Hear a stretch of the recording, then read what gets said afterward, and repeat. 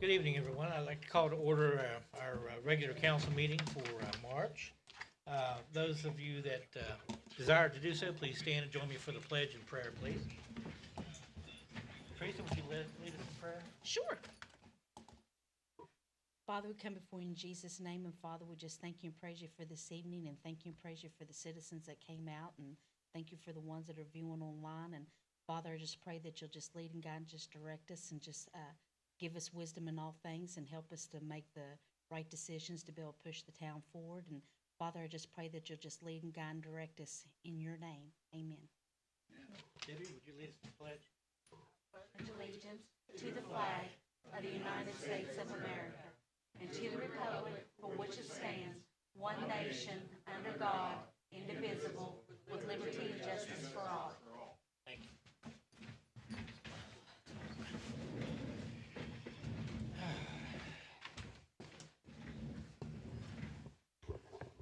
Good evening again, everyone. Thanks for joining us on this beautiful evening.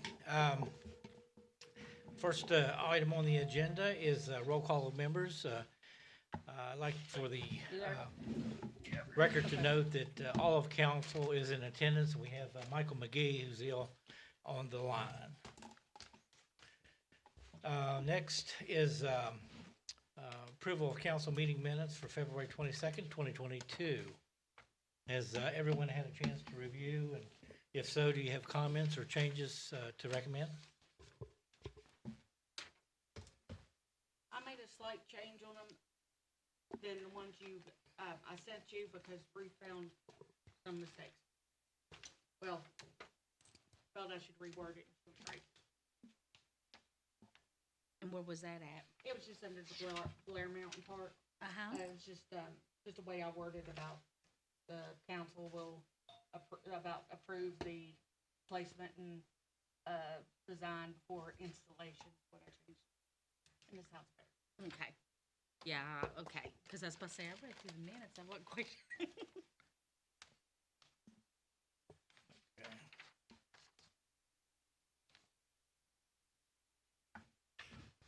Any other recommended changes or comments?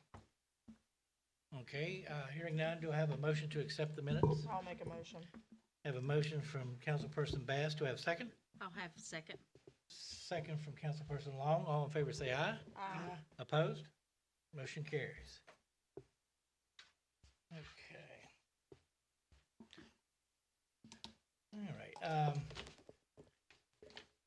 Before we get started on the remainder of the agenda for council committee department reports, I'd like to take a moment, if I could, just to reiterate that we do have a fairly long agenda, and I'd appreciate everyone if we could hold public comment until that portion of the meeting, so that we can clearly represent this. And anyone that is called upon or recognized, please come to the mic, because we do have those over the internet that cannot hear if comments made out in the general audience. Okay. I'm going to change it up just slightly.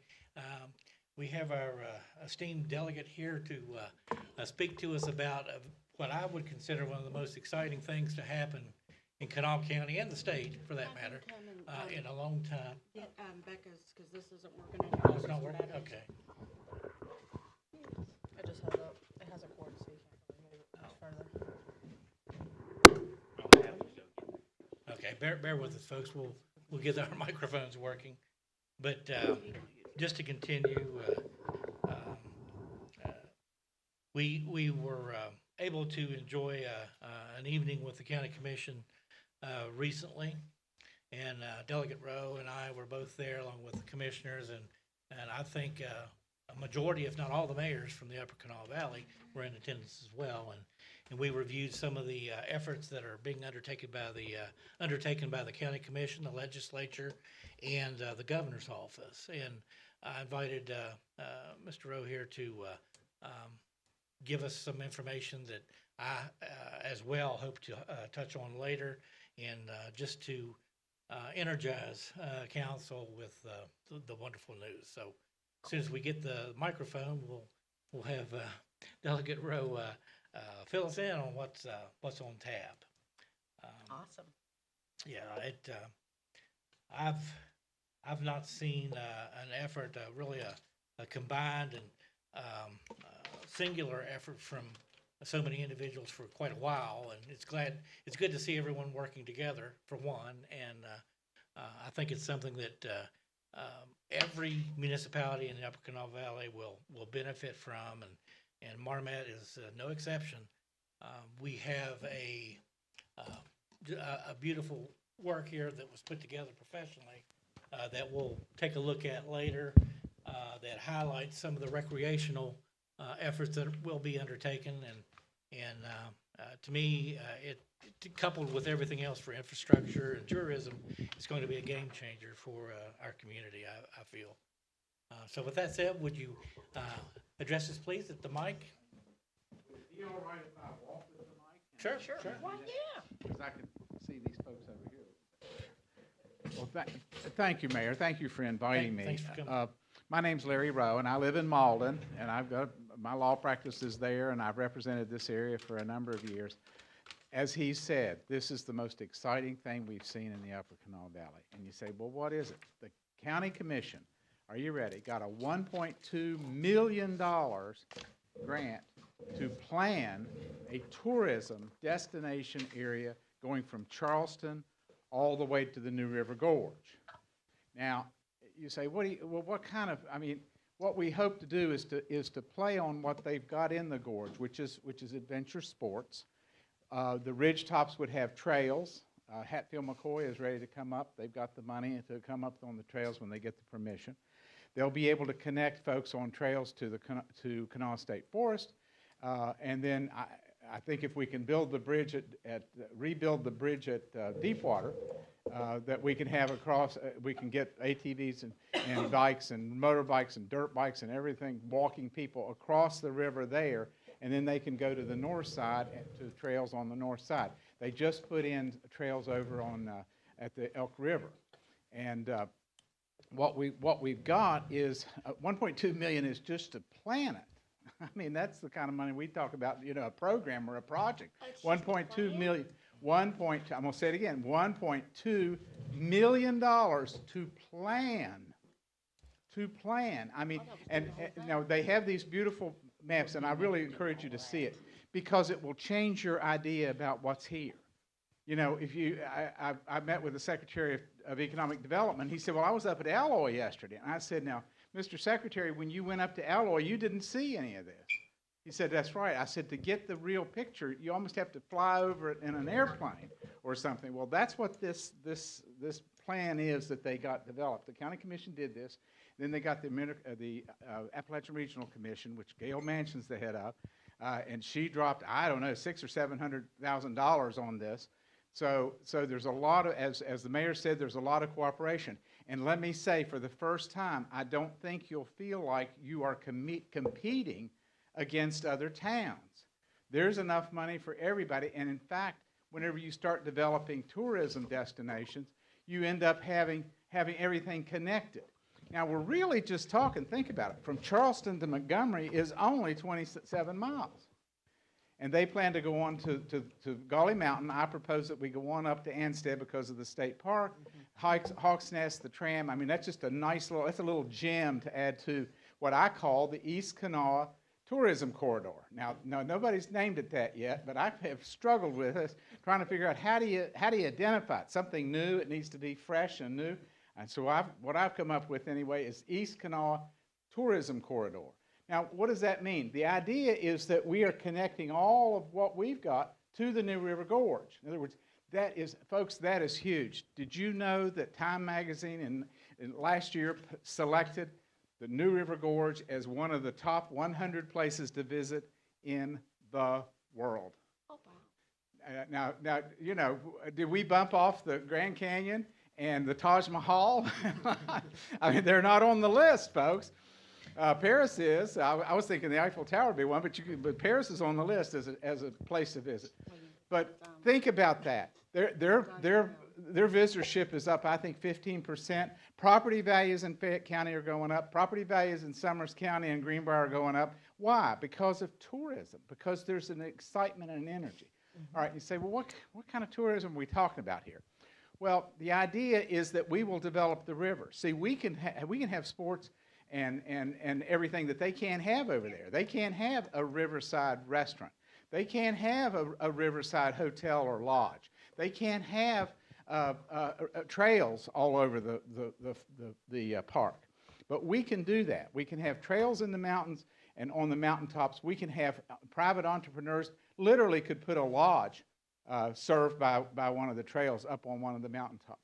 I mean, whatever you can imagine for outdoor adventure sports are available on this.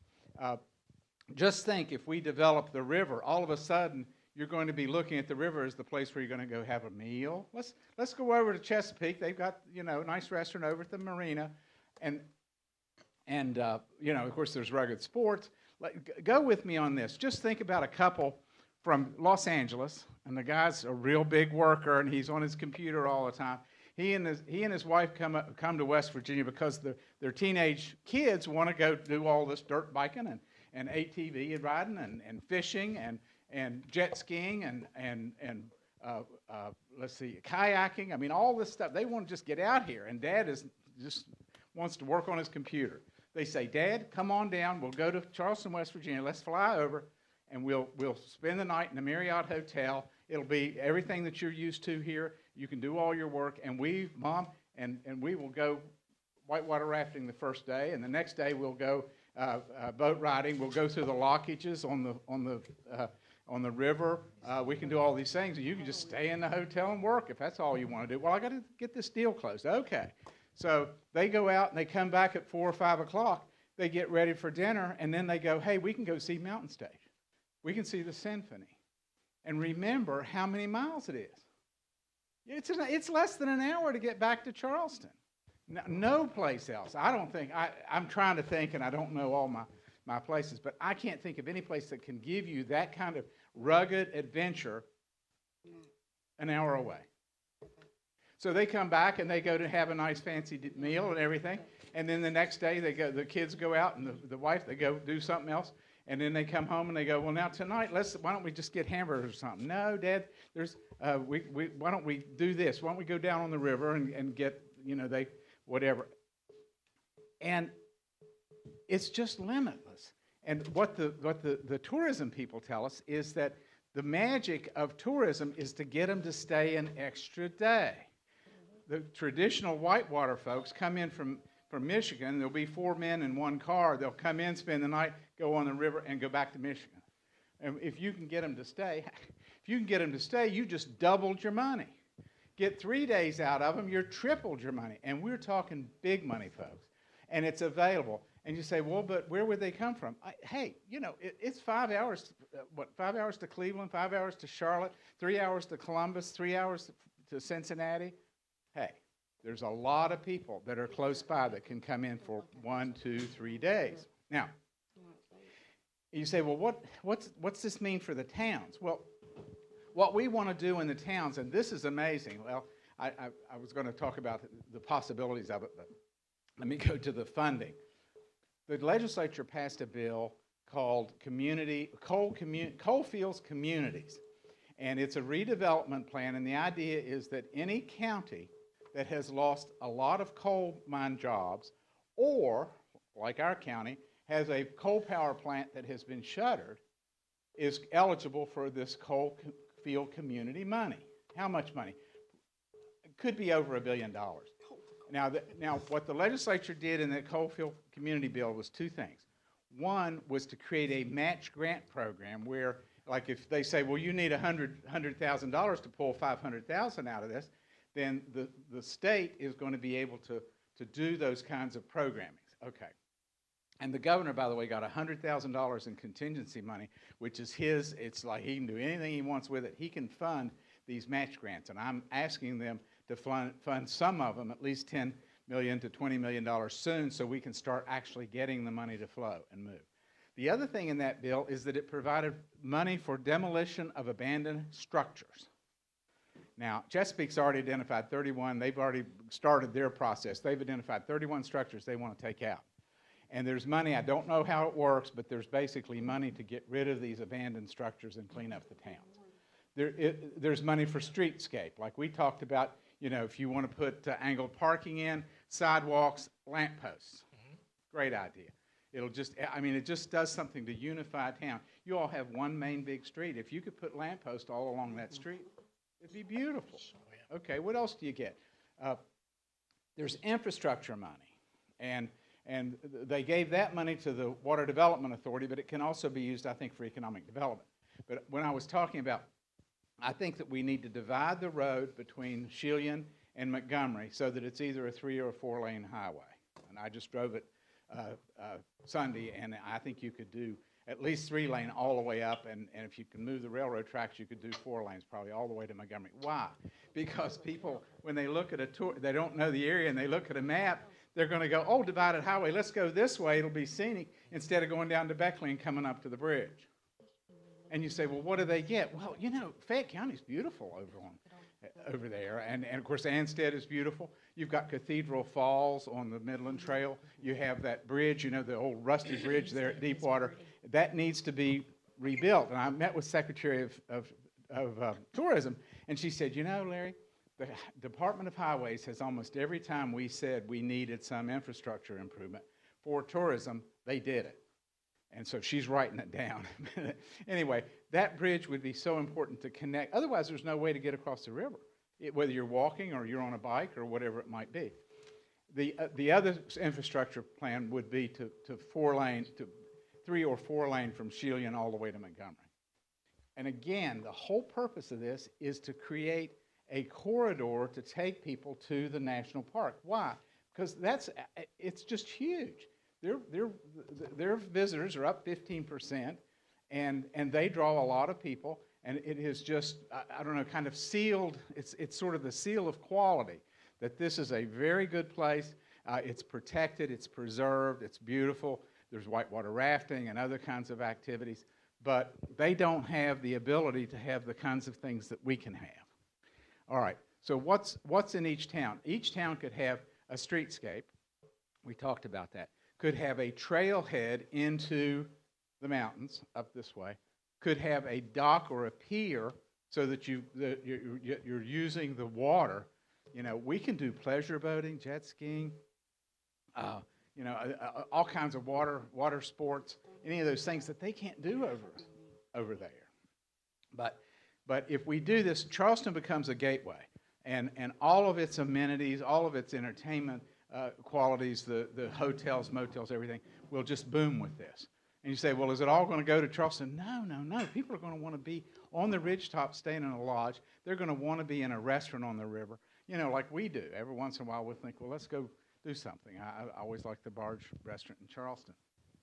So whenever you have all that, it creates a critical mass. That's what's important. Once you get enough stuff that people can stay 2 or 3 days, they will not only stay, they'll come back. Just like that dad in our little story, he could come back and decide to live here and do remote work. Why? Because another thing that we funded was broadband. I mean, we're going to have, I mean, you can run a computer up on one of these ridge tops if that's what you want to do, and of course your cell phones. I mean, all that will be up there and available. So people could stay in a ritzy hotel in Charleston, or they could sleep in a sleeping bag and just wake up and see the most beautiful view you can ever imagine. I mean, that's something I would like to do if this all happens. But of course, tent camping all over. Now, here's the key for folks who are entrepreneurs in this room. This is an opportunity to make some money, some real money, folks. How? ATV, campgrounds, tent campgrounds. You got an island in the river that maybe you could put camping on. I don't know. So the possibilities are almost endless because it's not going to be government-run lodges. It's going to be people and private enterprise-run lodges. But the government money is going to come in to clean up our towns. Let me give you the other funding possibilities, and it'll explain a little bit. Another bill that got passed by the tourism secretary was on housing. Build WV was what it was called. Had a districts originally, and the Senate Finance Chair didn't like it, so they cut it to 3. We can still get them. It's one of those, trust me, we can get one of these districts. It's 20 miles square. So think about it. You plop it down somewhere around Montgomery and you come up this way. I don't know if you all get in on the 20 or not, but we want to get as many towns in as we can. And so that would give you on both sides of the river housing. And what would it be? The contractors who get their plans approved for housing, and you say, you mean like subdivision or what? Well, it can be moderate priced family homes, yes, but it can be RV campgrounds. It can be tent campgrounds. It can be hotels, motels, anything.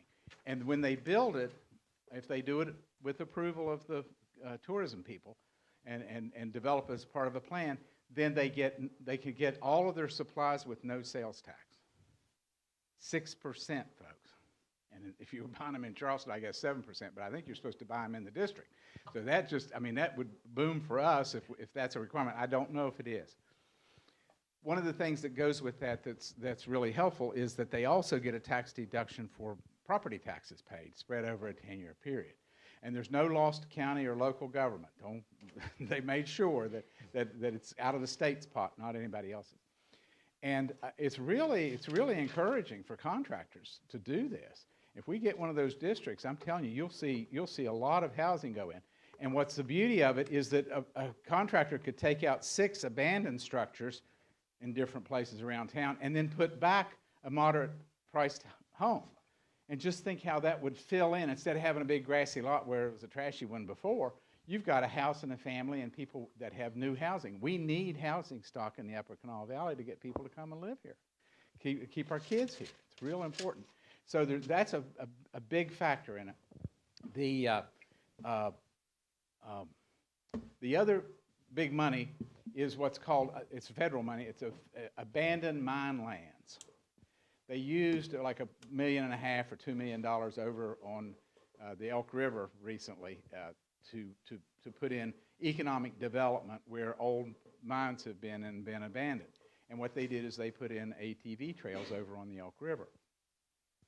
If you look at a map, and you do it in your brain with me, if you look at a map that has the eastern part of the county down into Fayette and sort of bordered with Raleigh, DEP has maps, and the abandoned mines are just all over there. Now, it has to be a mine that's been closed since 1977. But the feds spent $25 million here in West Virginia last year, 137 in the last 6 years. Secretary Ruby at Tourism said, Larry, I think it's going to be more than 25 this time. Now, what that means is that we can be selective and get money for those abandoned mines along the trails and put in, smooth out some areas and put in better trails, any sort of facilities. What ultimately we want is we want shelters, we want internet, we want cell phone service, we need water up on these ridge tops. And if you've got all that, then an entrepreneur can come in, he can put in a little restaurant, he can do, whatever it might be, campgrounds and that sort of thing. So the possibilities are endless. By tying these things to projects like the contractors having to get permission from the state authorities, it'll feed into a general plan for tourism. One other thing is, of course, the Appalachian Regional Commission has money. They're giving us all this money for planning, but they have money for projects. Now, the last thing I'll talk about is infrastructure, stormwater, sewer, water lines, all that stuff. There's a tremendous amount of money in the federal funds that can go for those kinds of projects. Now, you say, well, where do we start? What do we do? There are all of the all the colleges and universities in southern West Virginia are tasked with trying to help provide technical assistance to small towns and to county commissions to get these grant funds, okay? WVU and Marshall sent 2 folks to the legislature to speak, and they said, this is all we do, is we will be writing grants for local people. The idea, believe it or not, this has got to be the first time, the idea is not top telling the bottom what's going on. They want to know from you all, what are your projects? What do you need? I think you mentioned to me that you've got, is it a stormwater or is it sewer? Stormwater. Stormwater. Yep. You know, I mean, if there's money for that, I mean, it just happens. And by the way, the people who are doing the work, this is going to be a lot of jobs. Now, I just had my brother-in-law say, now, you know, tourism jobs aren't like industrial wage jobs, like coal mine jobs. That's true. They aren't. But building and maintaining what needs to be done can be very good jobs. And it is employment. It allows people to stay here. It allows us to have our kids stay here. Both of mine are in Pittsburgh right now. One's in graduate school and the other one's kind of just working. But I hope and pray that I can get them back. And this sort of project can do that for us. Now, you know, there are going to be some stuff. My neighbor told another neighbor that he was just upset and he was calling Kent Carper and he's going to find out he doesn't want ATVs driving through Malden. Well, I don't want ATVs driving through Malden either. But, you know, there will be some restrictions, and certainly, like, folks are going to worry about Kanawha State Forest if the trails connect, or are they just going to, no. So there will be just also, like, the trails would be graded. I envision that they would be graded for really skilled, you know, riders, and then for people who are beginners, that you would have, you know, signage for telling you which kind of trail you can get to. So the possibilities are endless. There's an incredible amount of money, billions. I'm serious. There's billions of dollars. 11 federal agencies have been tasked with giving money to Coalfields communities. 11 different agencies. That's almost all of them that got any money.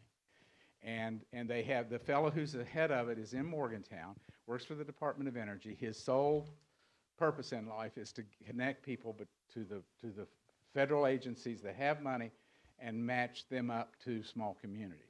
You say, all right, what do we do? How do we start? What do we do? What do we do now? First of all, I think we need to just conceptually be first in line.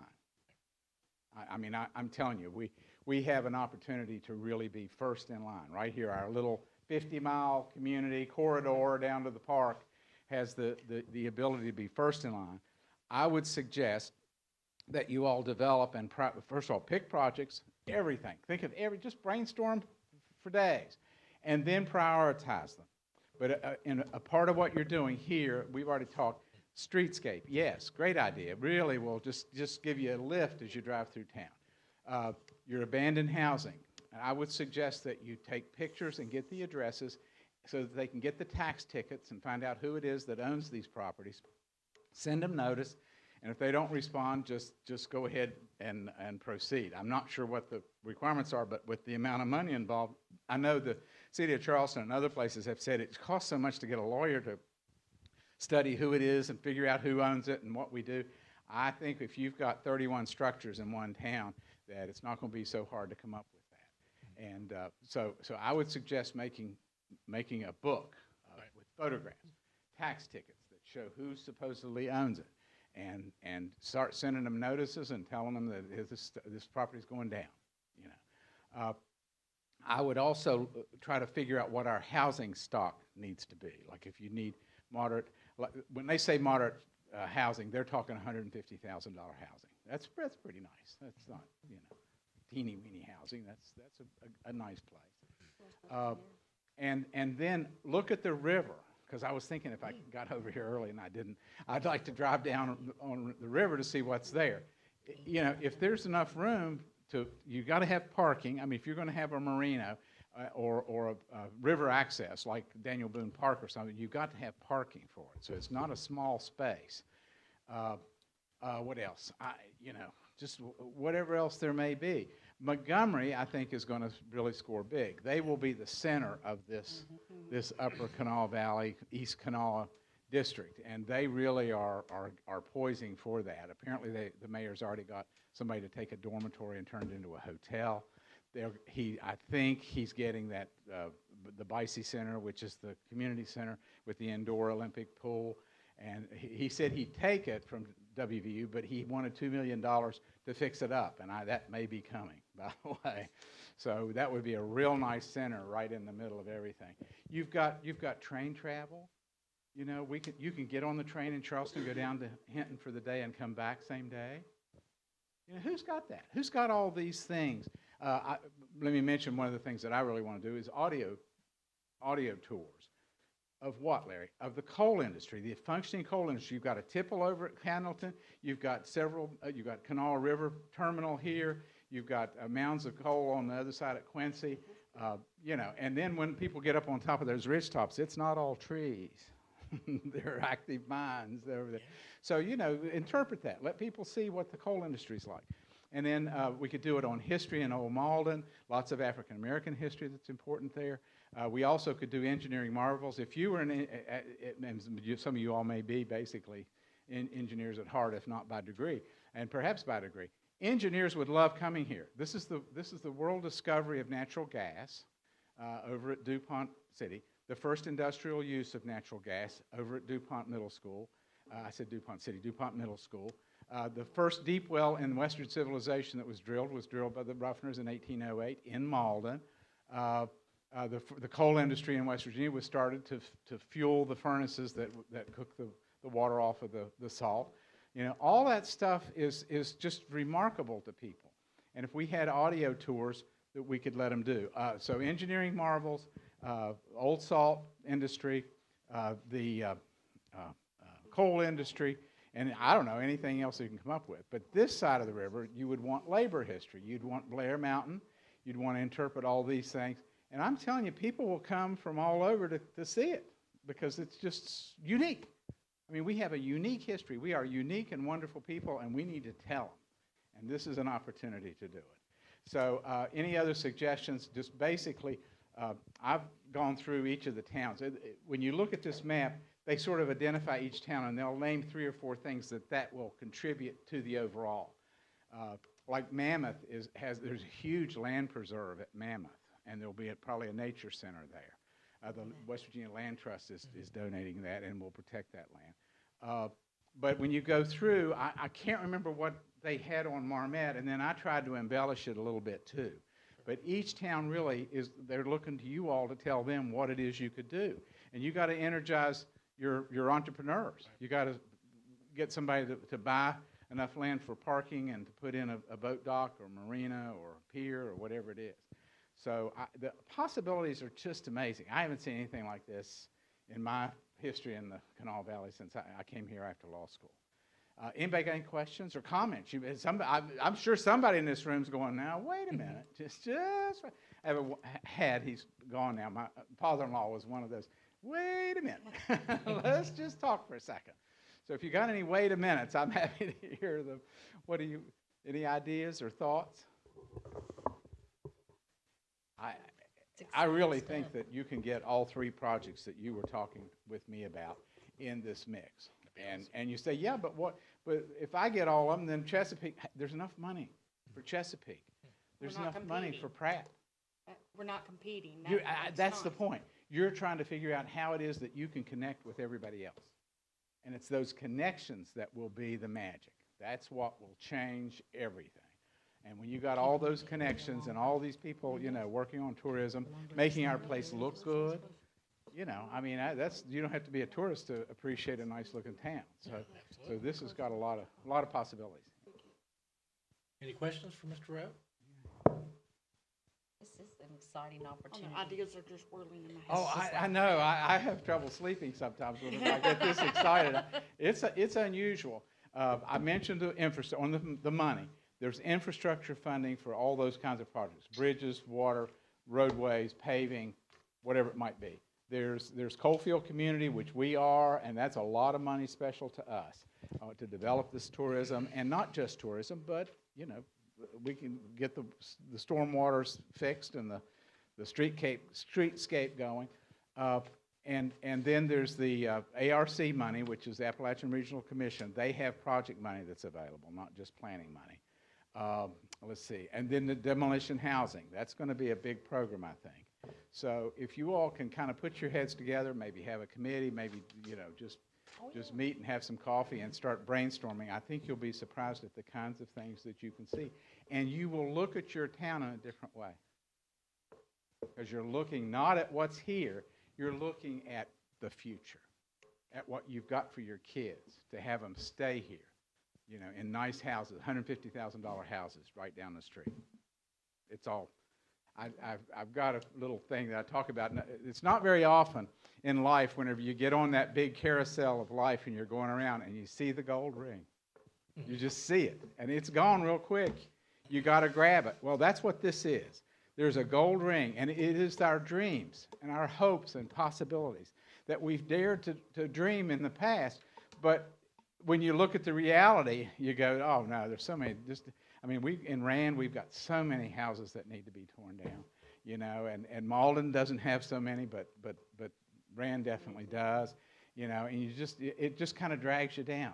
But when you think about the possibilities of this, you know, we just got to grab that ring and hold on and do our part and be first in line. Is there going to be, I know for municipalities, but is there going to be like grants or stuff like that for businesses? Yeah, as far as I know, there will be, you know, development possibilities, yeah. I mean, what's anticipated is that we'll have private developers participate. I just don't want, you know, six developers from Columbus coming in here. Yeah. That's not going to help us. This is local, and we want local people doing it. Right. And that's why if you get in early, I think that we can direct people who can be contractors. This housing district's huge. There are only 3 in the state that are allowed this year. And it's huge because it will attract contractors and local contractors. You know, because you don't have to build huge hotels. You can put in an RV camp. You can put in tent camping camp. So the possibilities are just there. But yes, the intention is to have private entrepreneurs that participate, and when there's big money involved, they would do it. I think they would get grant money too. I don't know. It might be loans. I did have a citizen ask if they can email you with their questions and such. Can you just say what your email? I'll put it on. Okay. Your email address. It's kind of what you might think. It's LarryLRowe@outlook.com. The only problem is if you don't put the L in it, it won't go. It goes into cyberspace. I don't know who Larry Rowe is, but he's got a lot of my emails over the years. It doesn't come back and it doesn't tell you that it's not right. But I'm absolutely happy. In fact, I could just leave. I've got a bunch of business cards. Oh, great. And I'll just leave them if somebody wants a card. No problem. I'll put it on our Facebook page. But yeah, you can email me. And email is actually a good way to do it. It gives me a chance to The think. citizens asking. Well, Delegate Rowe, we really appreciate you spending some time with us this evening. Yes. Well, thank you. You all make me happy. I've got some. Yeah, I mean, just the possibilities. I'll never forget one time, there was a couple from Canada that stopped by the restaurant in the lower end of town when Tammy Page had it, simply because they read a review on Yelp. It's just a little restaurant. Can you imagine a whole great big tourism thing? Well, didn't somebody stop at your We restaurant? get it all the time, From, all the time. from the, Actually, we've had them from Oregon. They came to Ohio to purchase some property, and found us on one of the websites and drove here and loved the food, and said if they bought the property, they would definitely be back to eat. So Well, I think we're going to get a lot of return folks. Oh, and I didn't mention one of the real benefits is remote work. We are trying to attract remote work. That's why the broadband has got to get in and get done. Right. Because remote workers, they come in with lots of money, and it's just them in a house, and they're working big deals around the country. They will spend money. Yeah, I was. Real important part. Yeah, I was watching on national news where I don't know how they did their survey or anything, but about 25 to 30% of workers is planning on just continue to be remote, and if their employer doesn't offer that, they're going to find work elsewhere to stay remote. Well, also, just think with the pandemic, where we couldn't even get on. The whole sense of our lives is going to change. I think Yeah. people, they can do it at home, they can do it on the road. Well, and it saves companies money and stuff. They don't need all the Yeah. real estate and the parking and. Well, the tax department is going to put a third of their workers off-site, because they said what they do is they answer the phone and they ask questions. And they're much more relaxed and less stressed if they're sitting at home, answering the phone. So they're moving a third. that also saves money. And saves money, yeah. Well, thanks Well, again thank very you. much. Yeah, thank you. Appreciate it. Appreciate it. Yes, Have a appreciate good, have a you. good evening. That is some good news. Thank you. Yeah, and we have quite a few items to touch on what Mr. Rose said here forthcoming. But we'll go ahead and begin with the next agenda item, which is a report on the street department from Brian Higginbotham.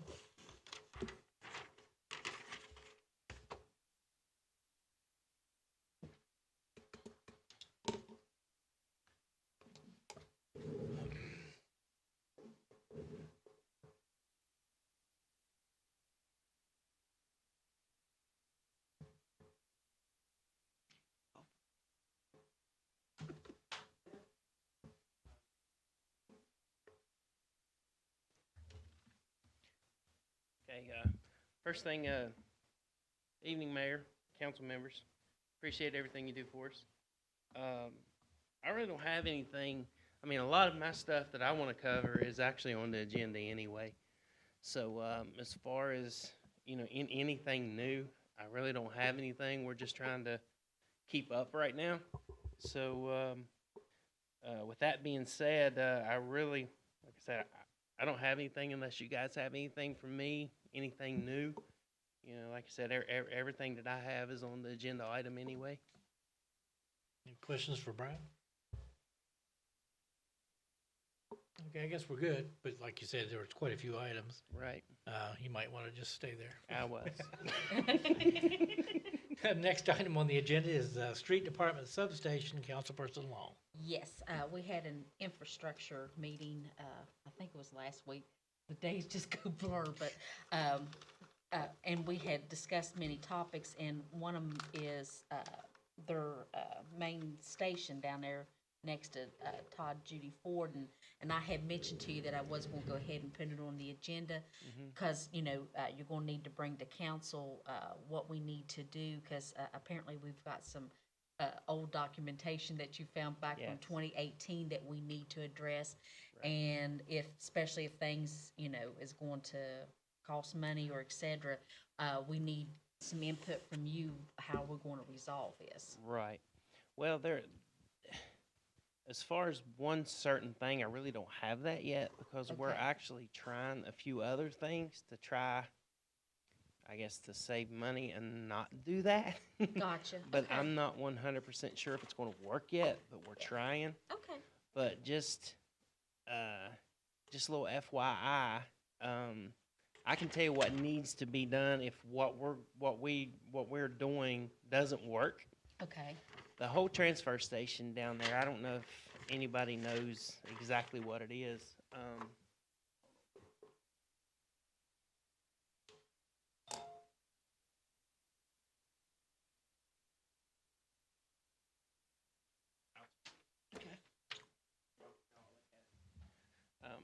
I gave a picture right there. That transfer station, what that is right there, once you all get a look at it, we gotta take our dump trucks up on top of that, and then we got a 40-yard roll-off dumpster right there that we dump our trash into. Well, that whole structure, whatever you wanna call that, ramp or whatever, is falling in. Okay. Okay, and we're afraid what's gonna happen is we're gonna end up with a dump truck in the dumpster before too long. And so, and not only that needs fixed, but also too, as part of the MS4, that dumpster that's sitting right there has to be on a concrete pad with a drain all the way over to the pump station as far as, where Todd Judy is over there. Right. So all that runoff has got to go to that. Gotcha. And that right there is not cheap. I No. mean, it's something that's going to be some money. So that's why we're trying to go ahead and try some other things so we don't have to do that. But Okay, and that's the main reason why I wanted to go ahead and put it on the agenda, so that way we can kind of start a discussion, because it's going to have to be dealt with sooner than later. yes, yeah, it's definitely going to have to be done. Not only, DEP's going to want it done. It's getting to where it's a safety issue for us right now. Yeah, and that's not good. Yeah, and That's not plus, acceptable. like I said, I'm afraid we'll end up with a dump truck in the dumpster. So and that's not good either. So I probably should have Yeah. maybe gave you a little bit more warning. That's okay. That's But okay. yeah, but we're needing those suggestions, Yeah. ideas, and any kind of associated costs, because we need to fix this. Yeah, and actually too, and Dave, correct me if I'm wrong. Aren't we going to try to incorporate that with the other project? Yeah. Okay, that's what I thought, but I was Okay, just making all right. sure. Yeah, so I just wanted to, to kind of go out there and get it there, so that way we can start discussing this. Right, right. Yeah, I mean it's pretty cut and dry. I mean what we need to do as far as that. I mean, Okay. if, like I said, if what we're trying to do doesn't work, that's what's going to have to be done. I mean, that's just it. There's no other option. Yeah, and that's so- it. So you think you might have like a pretty good idea or a plan by next meeting? Oh yeah. We actually had Terry Moran, who's the sanitation's engineer. We actually had him to look at it, and he gave us some suggestions. And, Okay, I mean, but that's something that's going to have to be engineered. It's not something we can just that we can just go in there and do. gotcha. It's going to have to be engineered. Okay, Yeah. So that sounds like a good plan. So that was the main thing, just go ahead and start getting the discussion going, because, after the infrastructure meeting, I Right. said I would go ahead and get it on the Right. agenda so we can start discussing it, so. yeah, that's fine, and we're already on it. Now, do we have an answer? No, but we're trying. Well, sure. So Oh, I know you're not ignoring it. yeah. No, we're not gonna ignore this. No, it's definitely not being ignored. You don't have to worry about that. Mm-hmm, yeah. Sounds good. Any other questions for Brian regarding the department substation? Okay, sounds good. Just keep Okay. up the efforts on that. All We'll right. Get back together as usual. Yeah. We'll Next- get her fixed. Yeah. Next item is resolution approving preliminary work on grant for comprehensive stormwater project. And Brian just alluded to this item and what this is, and also what Delegate Rowe spoke about earlier, is infrastructure project for our wastewater and other related concerns. That being the projects in both Hollows, 85th and 98th Street, as well as what could be Maryland Avenue and Long Alley, which has already been approved. It was just approved. And we're looking for matching funding for that. In addition to the work at the substation, lower end of town next to Todd Judy, and other phases or other semi-projects that we can identify. And I'm hopeful to get together with Brian and Teresa or very soon, so we can identify and put this together. Because like Okay. Delegate Rose said, the clock's ticking, on this stuff, and we need to be in front of the pack on most everything. But this, of course, is of primary importance, for the quality of life for our residents, and so Absolutely. we need to place this with a very high priority. Yeah. Okay. Is with that being said, other than the Maryland Avenue and the Long Alley, is there any way that we could put some other things in that also? Oh, yeah, well, that's what I mean, we need to, Right. Okay. yeah, Okay, I get understand. together and itemize, bullet Gotcha. point, and then prioritize those sub-projects as part of the grand project, and, Yeah. but Yeah. yeah, absolutely. Yeah, because Okay. there's definitely some areas needing some, Yeah. And absolutely. any questions about the comprehensive stormwater project that we've discussed? I will note that we have excellent response already from the engineering firms. So Good. once we get together, we can expedite this to them for a design and engineering bid, which is what that will be.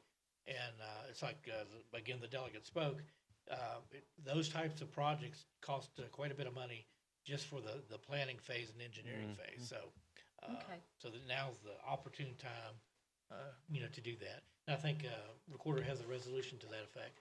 Yes. A resolution regarding Preliminary.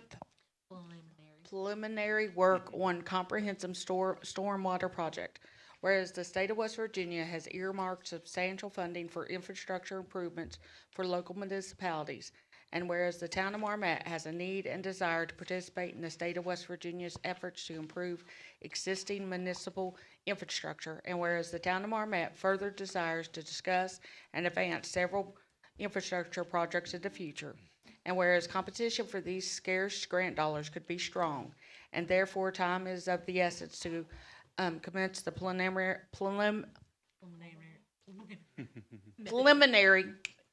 preliminary work to secure these grants. And whereas it is critical that all aspects of Marmet local government work together in order to give our citizens the best opportunity of securing this funding.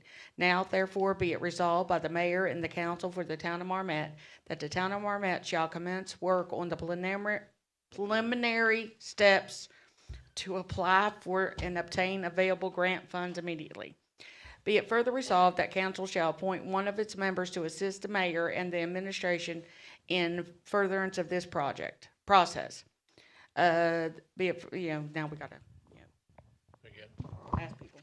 Okay, I would suggest, of course, that we ask Teresa, since she's the infrastructure committee head, to spearhead this particular project, Okay. if that's agreeable.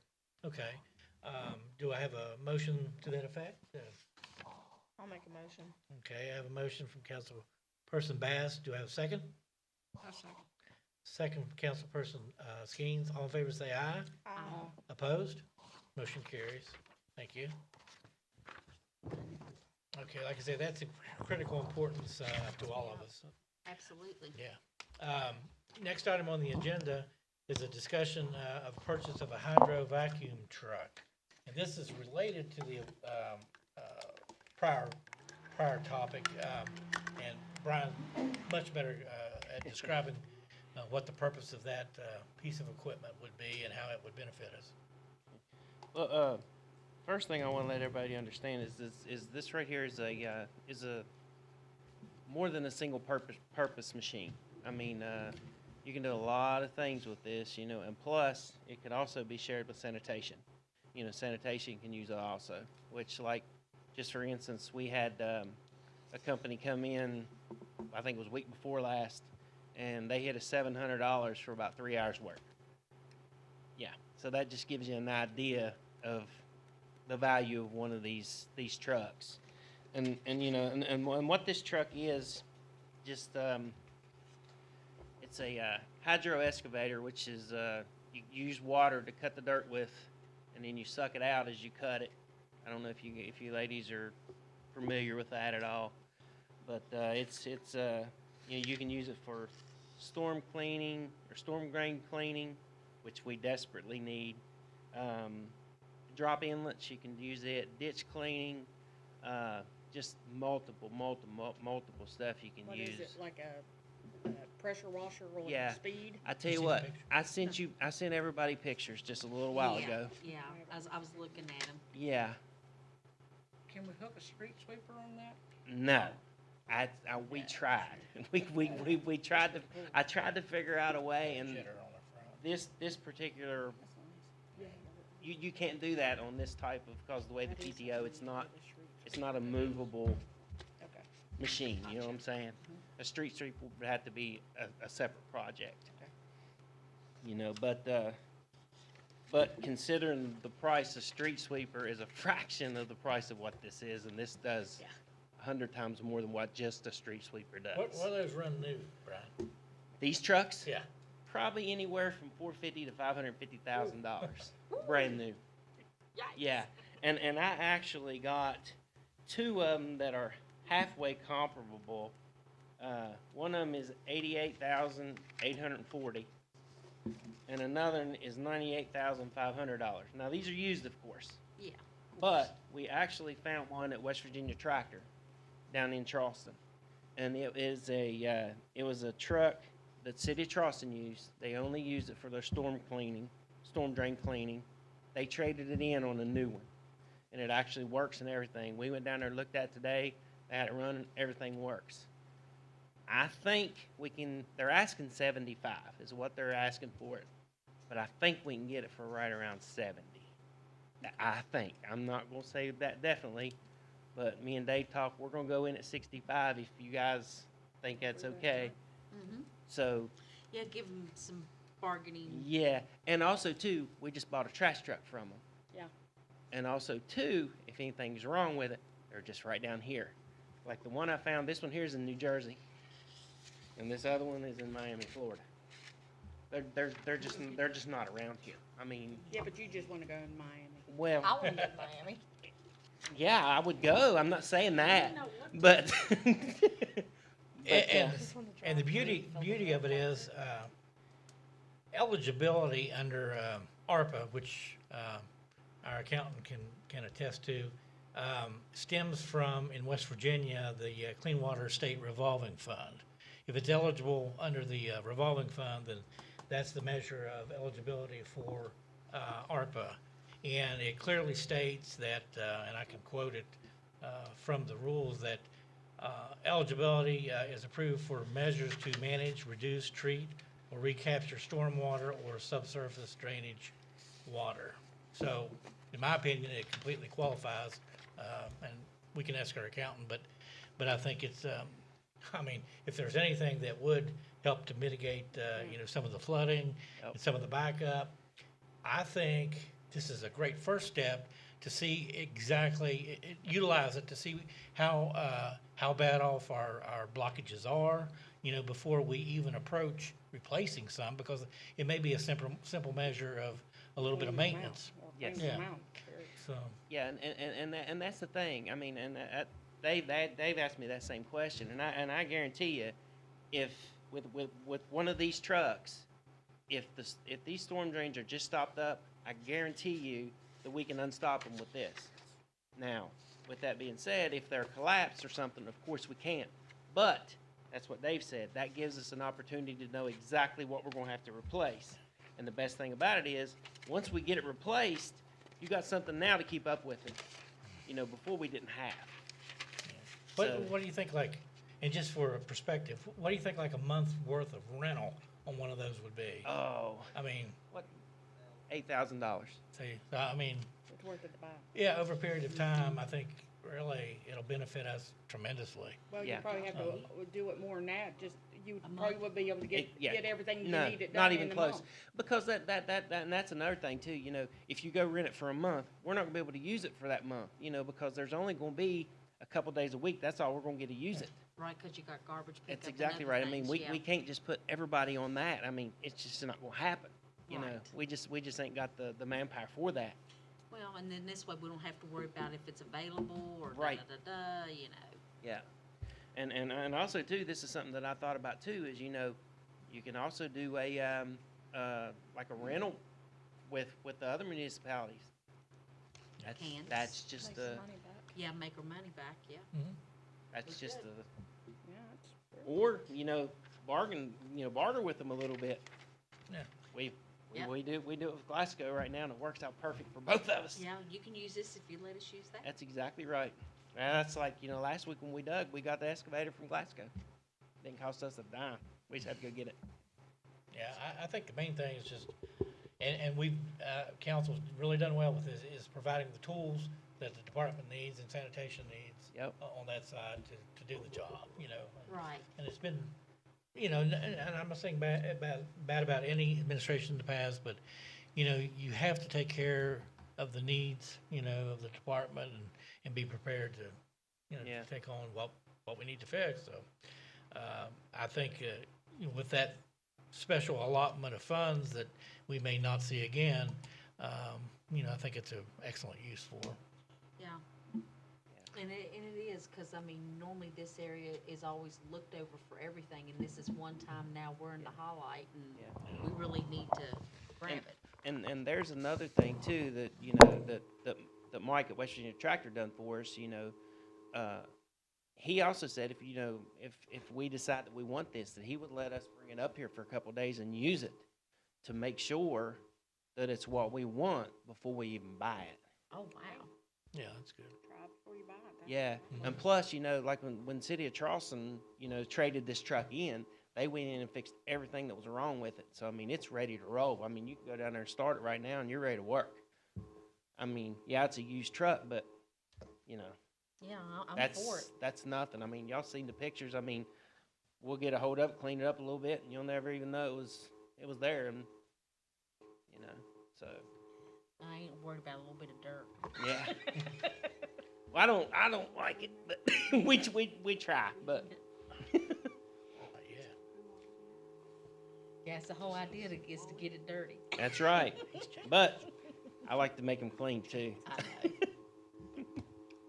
We need that badly. But to save, to keep from having to buy a new one, especially since Yeah. it's in real good shape. Oh yeah, it is. I mean, like I said, it's And just. I'm sure Charleston maintains all Oh, their they did. vehicles. They did. Yeah. I guarantee you, you could probably go down there and they probably got everything on that truck. That would be my guess. I said that. I don't think, but I think that would be There's probably- and it's cheaper than either of these two that I found, and it's right down there. Yeah. Yeah. So, but that's just that's my input on it. So. Okay. And I promise you, we could put it to good work. Oh, yeah, we And certainly will. you would definitely see it out there. Because I'm sure our storm drains hadn't been cleaned in Absolutely. like it forever. Yeah. Yeah. That may clear up a few little problems as it is. Yeah, absolutely. And and this is something that we don't have. I mean, we can't do it. The reason they wasn't because we had nothing to do it with. Right. So. We swing that there? Yeah, our funds at the moment for the ARPA, American Relief Program is just over 165,000, and we're due another 300,000 anytime. So, and those funds, correct me if I'm wrong, Roger, but they have to be spent by December of '24, correct? So, I mean, I can't think of a better expenditure than that at this time, at least for 70 of the 165 that we currently have. Well, I make a motion that we Okay. go ahead and get it. I've got a motion from Councilperson Skeens to purchase the hydro vacuum truck from West Virginia Tractor. Do you want to put a cap on it? They're asking 75. I'd like to at least get them down to 70. But, Yeah. For the cap Yeah. of 75, hopefully we can get lower. Right, yeah, so approve it for 75, and if we Right. can, right, Yeah, if we we'll can offer get it lower. 65. and- right. Yeah. Okay. And also too, let me throw something at you here. I was also asking him about jetter heads, and he said and a half-inch hose reel on the front of that we could plumb to it, so have a half-inch and an inch Okay. on that. So, if we can get the truck for 70, I think the 75 would include all the stuff that we Everything need. we need. Okay. I mean, that's kind of where I don't know that for sure. That's just kind of what I'm thinking in my head. Okay. And just so everyone knows too, I will mention, I've researched this quite a bit, and I used to, supervise the person in charge of purchasing for Kanawha County, and this is can be regarded as alternate procurement because it's a used piece of equipment. There are no, you can imagine, there's no apples to apples exactly because you're not going to find the same used piece of truck, same equipment, same mileage. The guidance from the state purchasing department is that, you attempt to check out comparables if possible, which Which you Brian did. did. And lacking that, it's fine to offer a direct purchasing contract if it's in the best interest of the purchasing body, which I think we all feel that it is. So I think it qualifies, and council can make, chime in whether we're on the right track or not, but, okay. But yeah, with used equipment, and I checked out, for instance, the state school board, that's the policy they follow, in addition to the general policy for the state of West Virginia. So I feel, pretty good that, we'll be fine with this as long as we can document the need and what Brian's done as far as researching. Gotcha. So I do have a motion from Councilperson Skeens. Do I have a second? I'll make a second. I have a second. Councilperson Long, all in favor, say aye. Opposed? Measure carries. Thank you. Make sure to get me copies of what all the bids, so I can just make copies of them. I'll No, get, the other one, I don't have, I'll have pictures, and that's what he told me, cause I got that one. that's fine, that's fine. Just as long as I got something to give to Ruth. Okay. 'Cause I we can, know I Ruth. can, I can have Mike to give me something if you need me to. Right. Yeah, Probably wouldn't hurt. what, I- from the, From the one at West Virginia Tractor. yeah, well, I mean, if you go by it, I mean, if Right. it's gonna be on there, so. Yeah. I'd take them up with a 2-day deal. Yeah. So the council can take a look at it. I can do just that. Check it out. I mean, yeah, we may not be experts, but we can see if it's a quality piece of equipment. Right. Just, Yeah, I tell you, Now, if I it's mean- pretty or no. yeah. I mean, granted, it's used equipment, so you guys keep that in mind. I Well, mean, sure, there's a is. couple dents and stuff like that, but Yeah, it's just, I'm not worried about that. chances It's are- just, does it work? Yeah. Is it off? You know, yeah, chances What are, shape is the motor in? right, we're good. Yeah, like I said, I ain't worried about a little bit of dirt. Yeah. yeah. All righty. Well, thank you for that one. Next item on the agenda is discussion regarding the purchase of a lift for the street department in conjunction with the Marmet Community Fire Department. I know Brian's looked into this extensively, along with the fire department, and you want to describe what we're talking about? Well, what we've come up with, and I've been in with talking with Jerry over there, our chief at the fire department, and they actually have a use just like we do, and Jerry was actually the one that come up with the idea of us going halves on this thing, and what I found, I mean, you this is like anything else. I mean, you can spend $10,000 or you can spend $100,000 on one of these things. But what I come up with is I found a 2012. It's actually a scissor lift. It's just a battery-powered scissor lift. I mean, it's not one of the big ones on wheels or anything like that. It's we can use it a lot at the rec center. The fire department can use it. You can use it for painting. We can use it at the plant. I mean, this is a multiple-use piece of equipment also. And the one that I found, this one right here, it's a 2012, but it's been totally redone. It's got new tires, new batteries, new everything. And it's $8,500, but we would just be responsible for $4,250 of it, and the fire department will kick in the other half. And then also too, to save money, it's just in it'd be southeastern Illinois, which is, it's just like 6.5 hours from here. And I told Dave that I would even go get it to save that shipping. And I'd use my personal trailer if this thing's not heavy. Not too heavy, which I don't think it is. And we would just go get it and save that money. But yeah, and I know down at the rec center, this right here was is big time.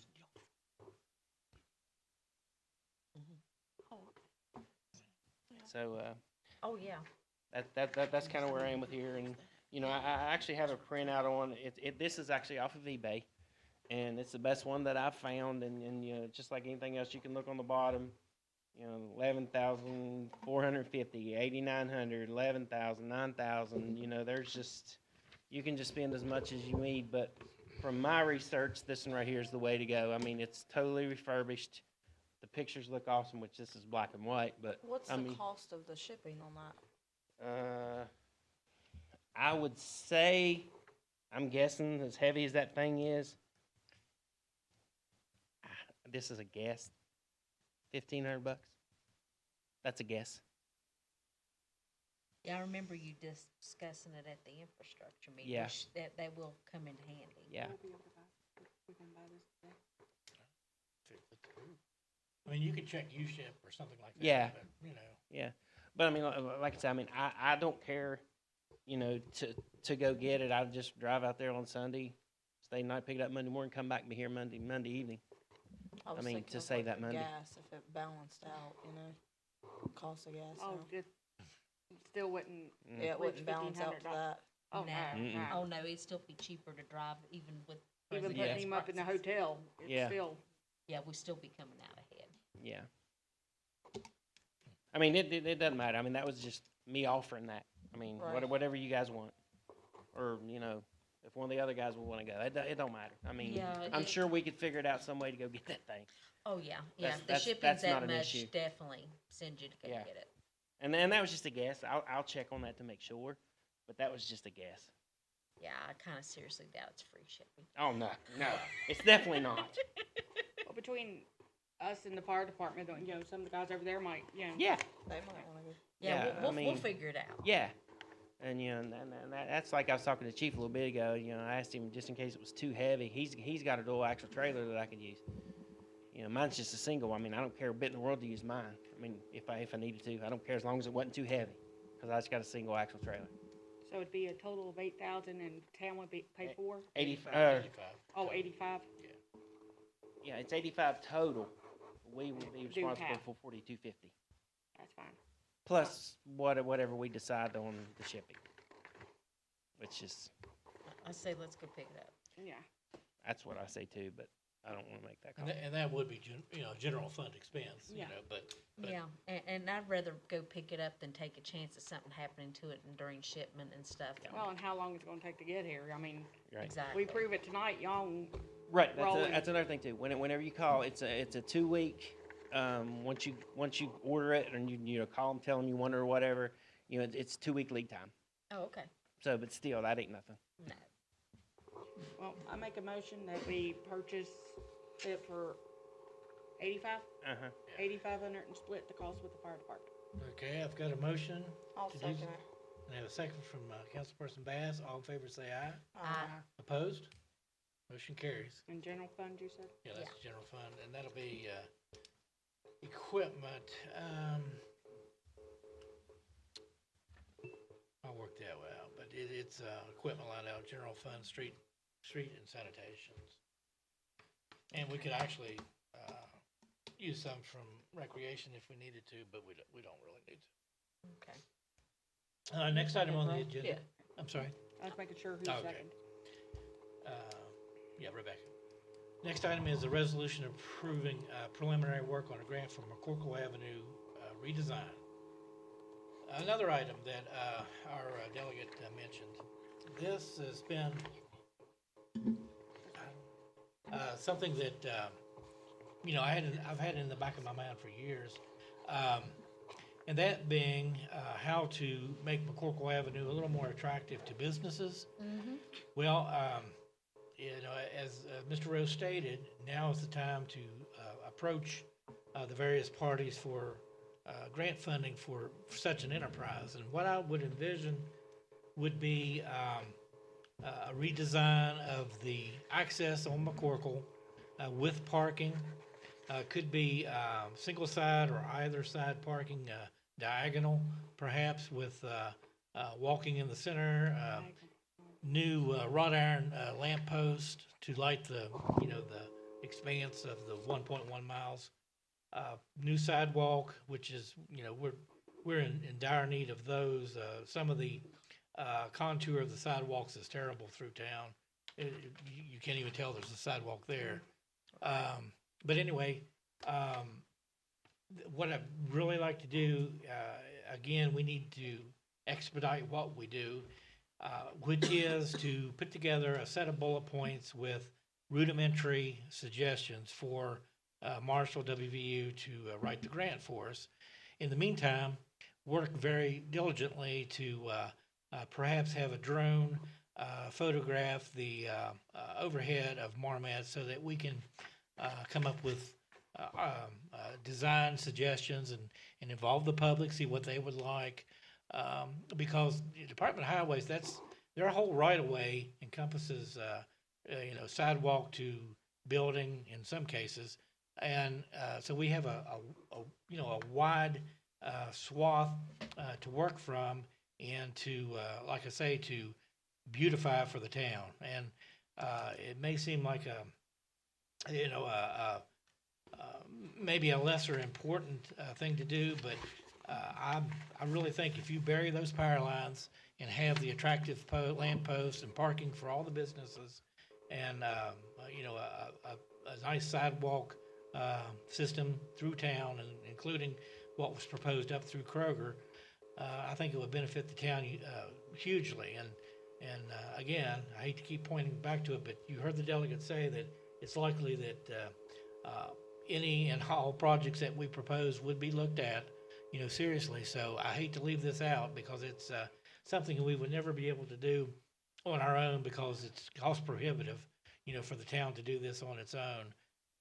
But with such funding, I think we can work with AEP and others to get this taken care of. And I'd really like to see us proceed with this. And like I say, the ultimate design, we've got a little time to work with that, but we need to get the nuts and bolts together. First step is to approve a resolution that we intend to do so. So that's what I put together.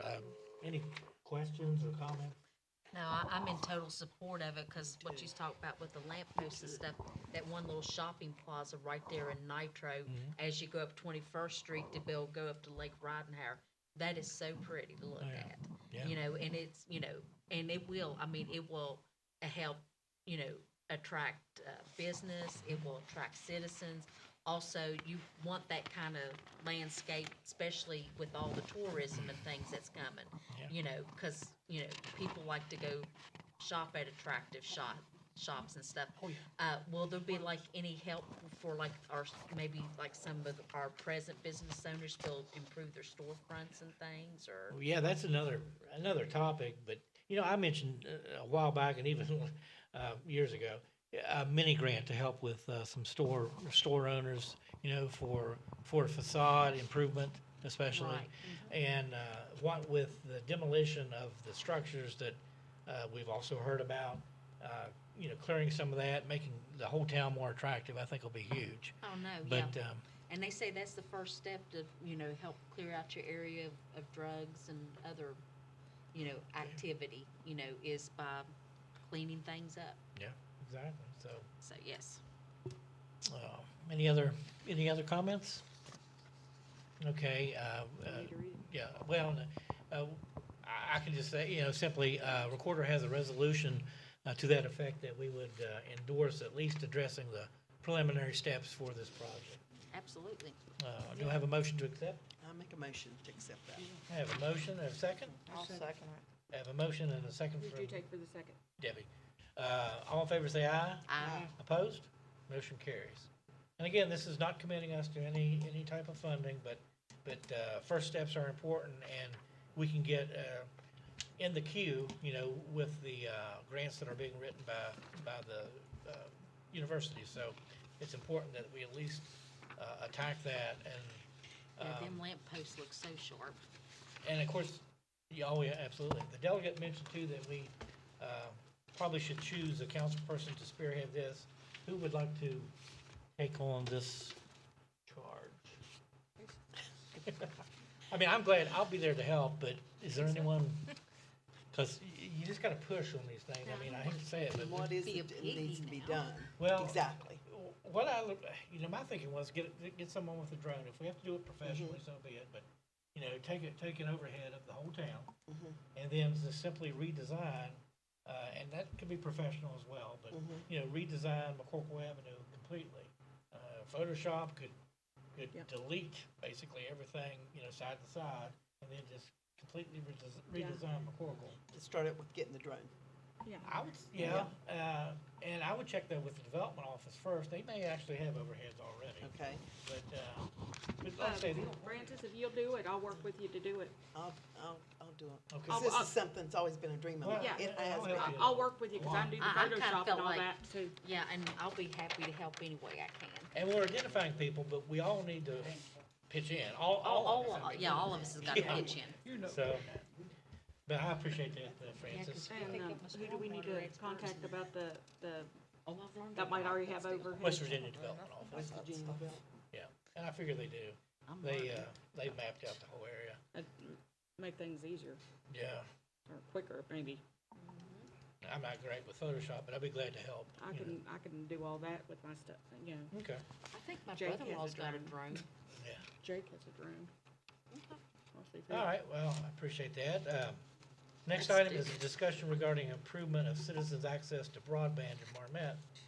This probably goes along with the next one, but Yeah, it sure does. Uh, We were on the same brainwave. yeah, So two birds, I just, two birds with one stone. That's it.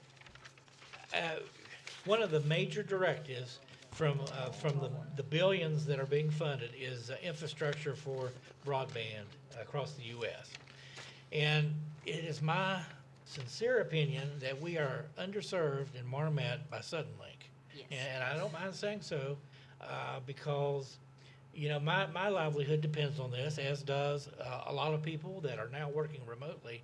And I'm appalled by what I'm paying for versus the speed that I'm receiving in broadband service. So my suggestion is that we do something to provide some data.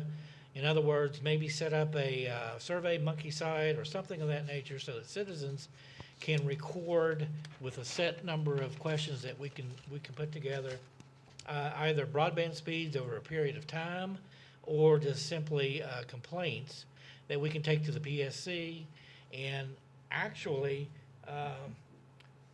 by ways of that, solicit competition for Suddenlink. I'd like to see Xfinity, Segra, someone, you know, come to this area that can offer a competing product to us here in Marmet, because I'm just, you know, I'm just really fed up with. I know you can't tell, but it's a. But I am. I'm serious. Seriously. Yeah, I saw, just, the other day where there's a class action suit where. It's like 1.2 million or something. that- Yeah. That's a drop in the bucket. They'll pay that out of pocket change. Yeah, that's right. Just to Well, make it go if away. If you need some videos of my cable looking like a jigsaw puzzle and deciding what show you're gonna Oh, watch yeah. tomorrow Yeah, or today, it's pixelating, and like I say, tons of those. it's awful. But we need data. If we come together as a town and provide some data, and I can easily, I think, put together the numbers that we are losing, as far as dollars we're paying as citizens, that we're losing and forfeiting for the poor service. I think we can create at least some splash, you know.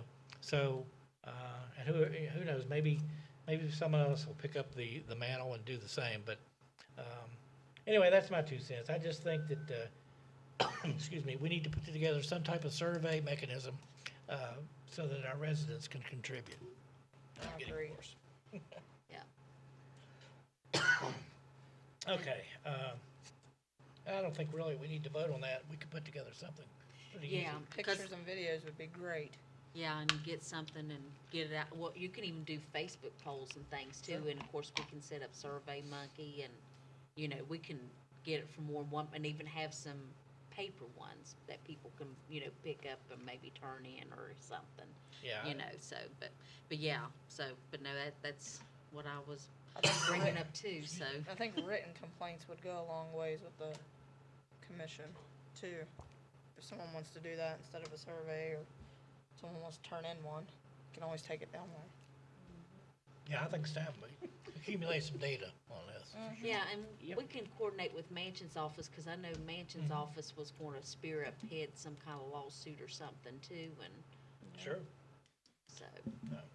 Okay. I'm good on that. Next item was yours, Teresa. Right. Are we good? We're good. Cool. Next item is a resolution approving preliminary work on grant for Marmet Visitor Center Museum/Recreation Area. Okay, I'm very excited about this as well. You know, we heard about opportunities that are going to be available in the town. We actually have a possible, I'm going to say a probable opportunity to purchase some land. And I have a map here that I'm going to hand out to council.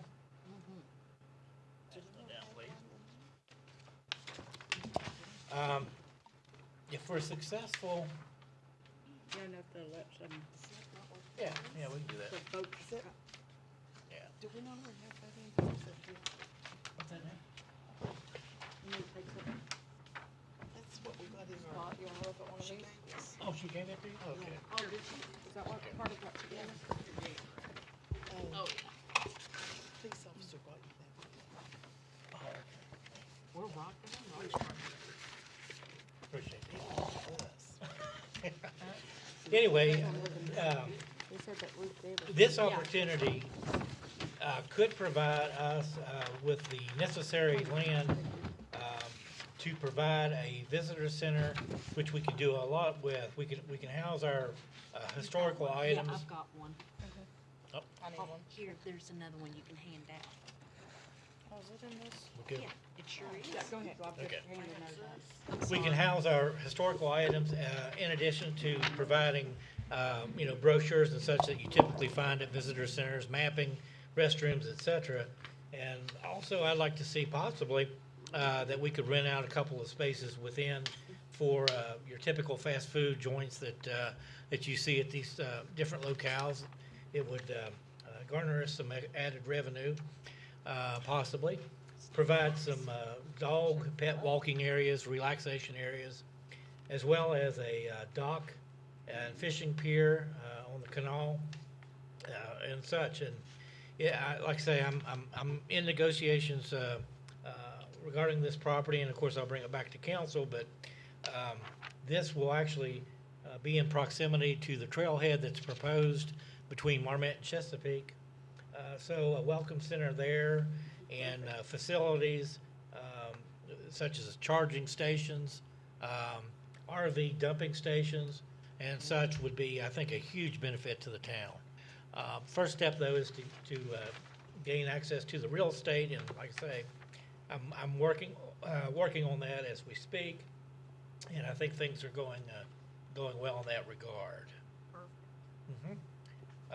Again, we have a resolution for me to pursue that. And again, that's just the beginning stages, does not obligate the town for any monetary expenditure. Just basically gives you the authority to Yeah, spearhead this thing. Right, I just want I want the council, transparency wise to be aware, yeah. so that I can negotiate in good faith and then bring this back to council at the proper time. Sounds good. I'm looking for the thing. The resolution, Yeah, I had it right there. okay. I need to read it. No, it's just basically a resolution permitting me to do so, and again, I'll of course confer back with council and our legal counsel to make sure that everything's fine and decide whether or not we want to proceed. Do I have a motion? I make a motion. Okay, I have a motion. Councilperson Long, do I have a second? I'll second. Second, Councilperson Bass. All in favor say aye. Aye. Opposed? Okay, motion carries. Thanks. Now, that project, I would anticipate possibly a $2 to $3 million price tag for the building and work on the canal. Hopefully, we could garner some of that with the Corps, possibly, or DEP, or Or this money that DNR Larry- even. Yeah, Or the money our friend Larry is talking about. but definitely Yeah, that. because it will definitely play into tourism. Mhm. Absolutely. Very good. And while we're on that topic, I do have, Delegate Rowe had a copy of this with him. This rather large, heavy production was provided at the Kanawha County Commission meeting that I attended last week with the other mayors. And this pretty much spells out, I'd say 80% of the anticipated projects for the Upper Kanawha Valley, and Marmet included. And if you get a chance, come up and take a look before you leave. You For- can also access it on the Kanawha County Commission site. Right. Yeah. This this does not include our efforts for a visitor center, but it does include an RV park and camping facility to be proposed north of Marmet, immediately outside the city limits currently, to Rush Creek. I guess a lot of engineering in that area to create the hookups for RVs and such. The trailhead, which is the South Rim Trail that would conclude between Marmet and Chesapeake, that would tie in with the trails in the Kanawha State Forest and Hatfield-McCoy Trail, as well as a lock and dam viewing platform. Currently, the location of that would be just north of where the fishing pier is, near the dam. That area, the ravine, if you will, would be cleaned up, and a platform would be created for viewing the dam. So, I mean, there's quite a few projects in there for Marmet, and yeah, and we can add to those like we are with the proposed visitor center. But yeah, please take a look. I think you'll be impressed with them. And Yeah. for the public, I'll scan all of that and place it on Facebook. Sorry? Oh. So, moving on, we have a resolution approving property maintenance board appointments. No, not yet, let's see. I do have one that I would like to propose, and that's Hugh Deskins. He's a former sanitation employee for the town, and he graciously volunteered to do that for our board. Any discussion regarding Hugh? He's a good guy, knows his stuff, and is all about town. Yep. Do I have a motion to approve Mr. Deskins as a member of the property maintenance board? We have to do them each individually. Don't have to. I mean, we can. I mean, I just, Yeah, may as well. okay, first. Do I have a motion to approve him? I'll make a motion. Okay, I have a motion. Do I have a second? I'll second. Okay, a motion and a second. All in favor, say aye. Aye. Opposed? All right, motion approved. Next is Barbara Miller from the town. She's been, active in the town for quite a while, and I think will be an excellent addition to the board. Any comments or questions regarding Ms. Miller? I make a motion, we appoint her. I have a motion from Councilperson Skeens. Do I I'll have a second? second Second from Councilperson Bass. All in favor, say aye. Aye. Opposed? Motion carries. And we have Rich. Rich McGrew. Rich served on the board previously and again would be an excellent addition with his general contracting history and skills. So I would make a motion that Rich be approved. Do I have a second? I second. Oh, and I'm not going to vote Okay. Okay. because it'd be a conflict of Okay. interest. Councilperson Long is abstaining because of a family relation. All in favor say aye. Opposed? Debbie? Yeah. Yeah, Debbie. Yeah. And then finally, I just spoke to Terry Barley. okay, And she's very active in town. She's very active in the women's club. She's working on Upper Canal Valley Senior Services, and she's all about it. Okay. She's a good lady. Yes, she is. do we have a motion to approve Terry Barley for the board position? I'll make a motion. I have a motion from Councilperson Bass. Do I have a second? I'll make a second. I have a second from Councilperson Long. All in favor, say aye. Aye. Opposed? Motion carries. So that's 4, is that correct? Yes, we Yes. need one more. Is Well- Polly got back with you? Barb contacted me today and said she had a lady that would do it. Francis? No, her name is Ashley Ottle, I believe. She lives on 97th Street, bought a house here a couple, 2 or 3 years ago. And, Ashley Clark. yeah, Barb knew her very well. I believe she worked for the state. Yeah, Patty's And, back here shaking her head. Oh, you know who it is? Elaborate. What's her name? Cottrell. Okay, that's fine. Do I have a motion then to approve Ashley Cottrell as our 5th and final board member? I'll make a motion. I have a motion. Do I have a second? I'll second. I have a motion and a second. Councilperson Skeens. All in favor say aye. Aye. Opposed? Motion carries. So we have successfully reconstituted the board, and I assume we could get all of them copies of the, Where do I get it? Everything, the international property maintenance, is that what we need? Cause I can't, everything I found on the internet, you gotta buy it. I thought so, from the last time. Oh, I didn't know. Yeah. And John probably had it. I'd make copies for everybody. Okay. Okay, I'll look back there in a little bit. And congratulations, ladies and gentlemen. Yeah, congratulations, everyone. I mean, and that effort was critical to demolition efforts in the town. We have to process everything through our board, so it was important that we constitute that board, and I'm appreciative of everyone that's volunteered to work with us on that regard. Just to reiterate what was said earlier, if all of us could undertake maybe and designate a portion of the town to survey and take pictures and note addresses, I think that would behoove us to do that as soon as possible. So we could literally divide up, the town so we don't duplicate efforts and undertake that and put together a catalog for the property maintenance board to consider so that we can get our place in the queue. So, Sounds good. Divide it up. Here's the Okay. box. all right, sounds good. Moving on, we have personnel.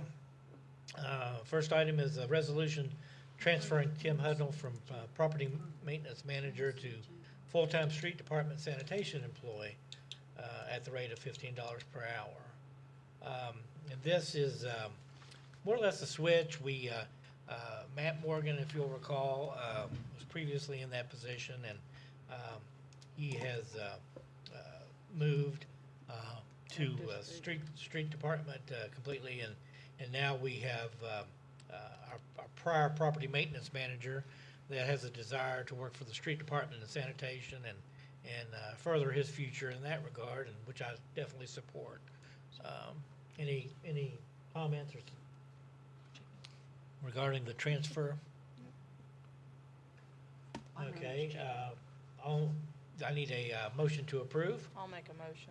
I have a motion, Councilperson Bass, second. Make a second. I have a second, Councilperson Long. All in favor say aye. Opposed? Motion carries. Congratulations. I think that's a good move. What we'll have open now is the property Facility. maintenance manager position. Yeah, facilities. Facilities, correct, yeah. Okay. Next on the agenda, finance, accountant. Roger.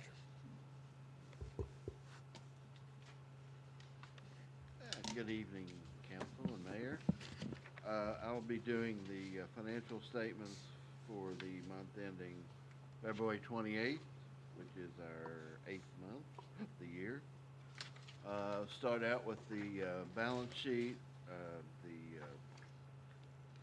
account balances. The main one for the checking account is 122,000. Can't read the green there. 122,362, and then as you can go across the other, as Mayor mentioned, the ARPA's is a little over 165, and all the other accounts are doing well. I think in total it's around 850 or so.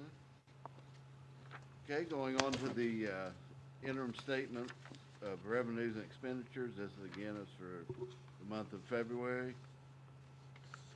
On the first page is revenues. You had 32,743 for this year, as opposed to last year is 142,712. The biggest difference there was B&Os were a lot higher last year, which I think was a timing issue. Overall, for the year we're at 842,772. As opposed to last year where it was 666,693. And I noted in yellow some of the higher ones this year are excise tax, B&Os, and then just some that are down there, the IRPs, which I do believe is a timing issue.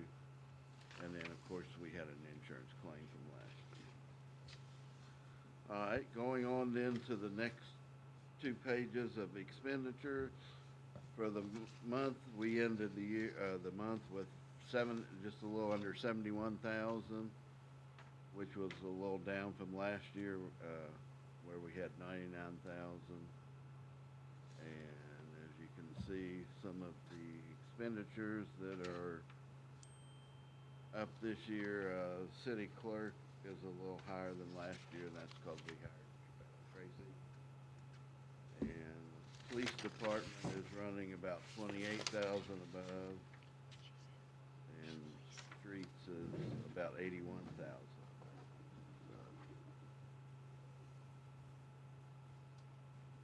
But all in all, for the year, we have spent a little over 1,058,330 compared compared to last year's is 907, 961, but we've had a couple of bigger expenditures that we didn't have from last year. So all in all, it's basically right around the same as last year. Financially, the town's doing very, very well. I would entertain any questions. Sounds good. Yeah, I'll just note, Raj, that we had the budget revision, which hasn't been entered yet, Right. but Yeah, street department, they're not over a budget. That includes the 165,000 for the truck, so Right. that budget revision's been approved by the state, and we just have to enter it. Same, that'll be noted in March. So. yeah, same thing for police on the cruiser, you know, so yes, I think we're in pretty good shape. Any other Any other Questions? questions or comments? Do I have a motion to accept the accountant report? Oh, did we never do that? Well, I'm doing it Well, already. The mayor has That's spoken. the, now. I'm just kidding. Thank you, Dave. I'm on a roll, you know. I'll make a getting all motion. tested with the recorder there, Ron Talbot. Have them. I hear you, Billie Jean. I have a motion from Councilperson Long. Do I have a second? I'll second it. Second from Councilperson Bass. All in favor, say aye. Opposed? Motion carries. Thanks, Rod. And you don't have to hang around for the budget, but you're welcome to.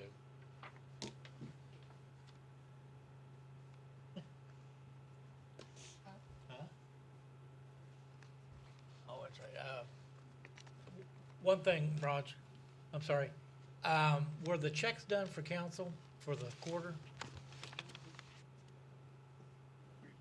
Okay. Okay. Andrew, the accountant. Okay. Appreciate it, Rob. Thanks. Next on the agenda is a resolution approving the Marmet General Fund budget, 2022-23. I went ahead and prepared this because of my familiarity with the budget, rather than Roger. So I passed this out earlier, and we can take a quick look at it. I don't think there's a huge need to display it on the TV. It's hard to see on the TV anyway. But I think we can look at this in a pretty brief manner. I don't really anticipate too many changes in revenue, really hardly at all. And you can see this by the first page on the proposed column, which is the last on the right. I finally received the property tax revenue numbers from the assessor's office. That increased about 8,000. Other than that, I dropped down payments in lieu of B&O taxes by 2,500, and I dropped wine and liquor tax by 10,000 to approximate what I think we'll receive for the remainder of this year to 50,000. IRP fees, I dropped that by about 15,000. I do believe, as Roger said, that it's probably a timing issue that we've not received the quantity that we had in the past, but to be conservative, I dropped that 15,000 down to 60 for the new year. Kept garbage the same, and the remaining items, you'll see one new one, transfer from other funds, line item 3690. That's reimbursement from sanitation department for expenditures that the town incurs instead of sanitation. Other than that, see video lottery remains the same. Total revenues that I would anticipate for 2022-23 would be $1,256,191, which is very close to this year's revenues, excluding the grants that we'd received, which are the $293,980. Any questions on the revenues? Okay. Expenditure-wise, the elected offices, of course, remain the same. The city clerk increased that line item for salary and wages to reflect our changes for structure with Tracy and Ruth. The the statutory benefits as far as FICA and RHBT, retirement, et cetera, are based upon the salary figures, so those follow. So all in all, we do have an increase of about 29,000, and like again, that represents hiring Tracy in her capacity. Below that, we have police judge line. That will remain practically the same. I don't see much change there. City attorney, the same. City hall, actually have a slight increase due primarily to I anticipate utilities to increase for sure. So I have an increase there with a little bit for professional services, and you'll see that we reflected insurance and bonds at 70,000 versus the 42,697. We pay insurance, which sanitation reimburses us for, correct, Ruth?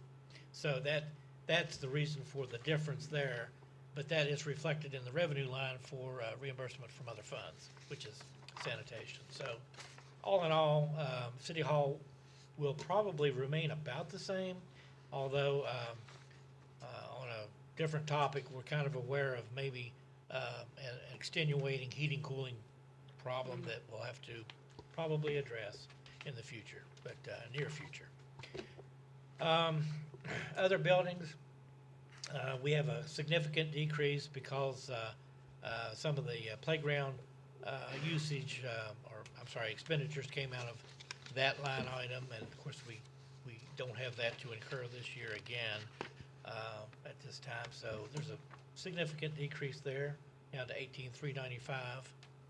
I do have a series of new line items that begin 001566, and those will be new line items that are specific to the facilities manager that we hopefully will hire.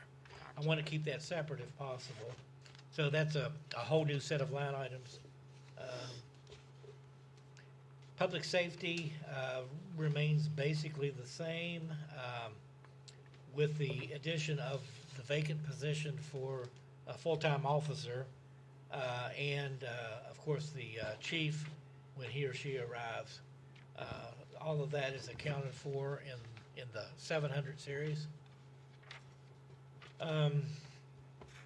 Next are the fire department lines. That budget remained exactly the same. Street and highways budget, we had a significant decrease because of the difference in the Packer truck, of course. We won't have the 165 again, so that budget will be 146,000, takes care of all the employee lines and associated benefits. I did increase fuel there and diesel and utilities because we know that's coming. Street lights, about a $5,000 increase. Again, utility expenses. Well, and, the cameras eventually too. True, yeah, we'll probably have to adjust for that. Yeah, if we ever get back from them. Garbage department, very slight increase, but nothing major. Landfill, actually I reduced that. I think we have some plans that may reduce the landfill cost hopefully, and if that works out, we'll see about a $9,000, I think, decrease there. Wow, that's great. Parks and Rec, have that as a decrease, well, actually about the same. If you take out the $20,000 that we paid for the person to install the playground equipment. So it's remained about the same. I did bump up the salaries and wages a little bit, compensated with some other supply costs because of we added an assistant for Butch. Next, capital outlay, I did not allocate anything, nor did I allocate anything for general contributions. However, let's see, I might have to have you back up. Where is it? Oh, yeah. If you would back up to the third page in the presentation, you'll see line 001-444, 6,000. And the description is contributions/transfers to other funds. And you'll see that that has a value of 78,346. And what that means is, after taking care of all of the projected expenditures for the town for the next fiscal year, anticipated expenditures, I am projecting that we would have an additional 78,346 unencumbered. So, my suggestion would be simply to list that as a general contribution or transfer to other funds, which could go to our rainy day fund or any of our other funds. I think I would love to see us contribute another 25,000 to our equipment maintenance fund, which has 50,000 in it currently at the treasurer's office. And if you recall, our thought was to increase that every year so that we don't have a huge hit like we did with the Packer truck, ever again.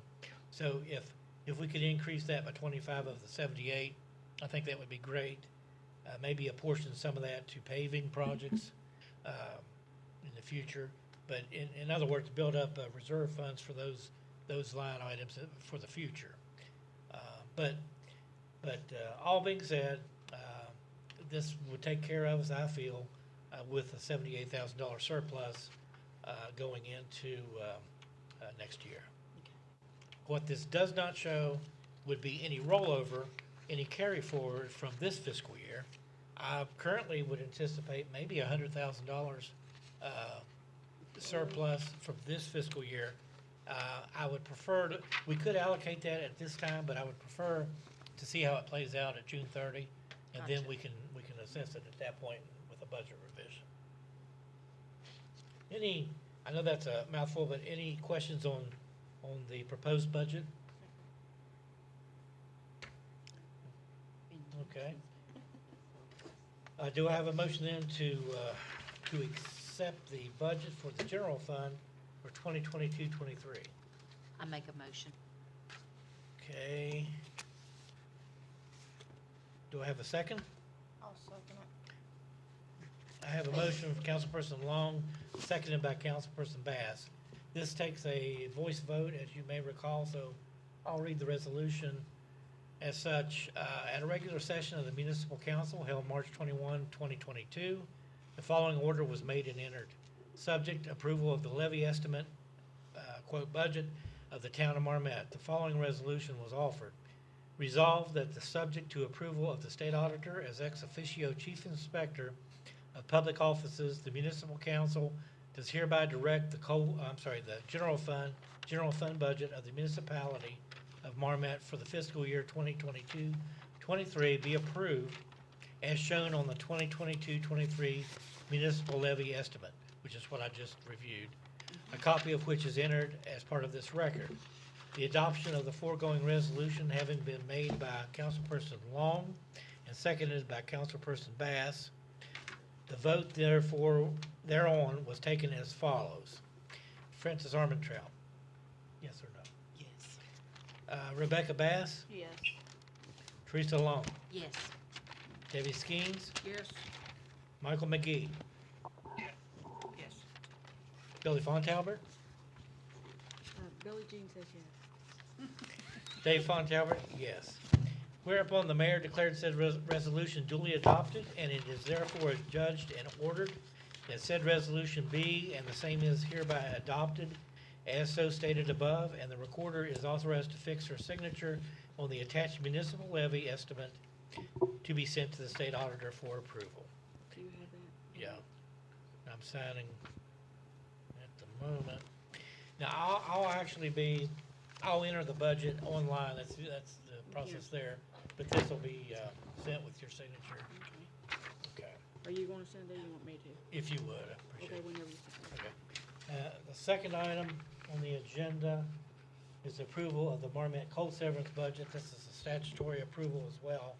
I would suggest that we maintain our current level of budgeting, which is $6,000 for the fiscal year. That's allocated in general to contributions. Any discussion regarding the coal severance budget? Okay, do I have a motion to approve? I'll make a motion. I have a motion by Councilperson Long. Do I have a second? A second. Second by Councilperson Skeens. Again, I must read this. It's at a regular session of the Municipal Council held March 21, 2022. The following order was made and entered. Subject to approval of the levy estimate, quote, budget of the town of Marmet, the following resolution was offered. Resolved that subject to approval of the state auditor as ex officio chief inspector of public offices, the municipal council does hereby direct the coal severance fund budget of the municipality of Marmet for the fiscal year 2022-23 be approved, as shown on the 2022-23 municipal levy estimate, a copy of which is entered as part of this record. The adoption of the foregoing resolution having been moved by Councilperson Long and duly seconded by Councilperson Skeens, the vote thereon was as follows. Francis Armentrout, Yes. Rebecca Bass, Yes. Teresa Long, Yes. Debbie Skeens, Yes. Michael McGee, Yes. Billy Fontalbert, Yes. Dave Fontalbert, yes. Whereupon the mayor declared said resolution duly adopted, and it is therefore adjudged in order that said resolution be, and the same is hereby adopted as so stated above. And the recorder is authorized to fix her signature on the attached municipal levy estimate to be sent to the state auditor for approval. And I'll go ahead and sign that. Thank you. Any discussion regarding any elements of the budgets for next year? All right, hearing none, moving on. Now, police department update.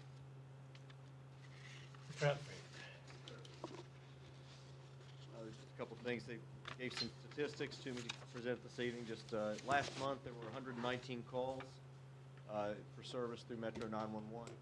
Most of those, of course, were just standard complaints of various types, nothing too bad. There were 3 violent calls. Not all of those were substantiated, but some did result in some reports and at least 1 arrest. There were also 9 property crimes and 9 various disturbances, of course. Those sort of things can get called out as a disturbance, and then you find out that it's not actually what was dispatched when you arrived. Some of those resulted in the violent incidents that we had, which included domestic violence. There's also a car that's being worked on, one of the Taurus, essentially, the police interceptor Taurus, getting looked at right now. It's at Todd Judy Ford. They got it towed for free this morning, I was told. Their steering has gone out in it, but it was under warranty. There was a steering module that was replaced recently. It's all electric steering, and it's still within the warranty period for those parts. So the parts and labor may be free if that's what's actually gone out on it, but there's also reason to believe that it may be a battery or an electrical problem, and the alternator may have gone bad. The battery was replaced last month also, and the alternator may be the root cause of it. So they're taking it there, getting an estimate right now, and should have some information maybe tomorrow. Okay. Any questions for Mr. Humphries? Thank you. Thank you. Okay. Next item on the agenda is a resolution approving mayor's appointment of Tracy Hill McGowan as municipal judge for Marmet, part-time at a monthly rate of $500 per month.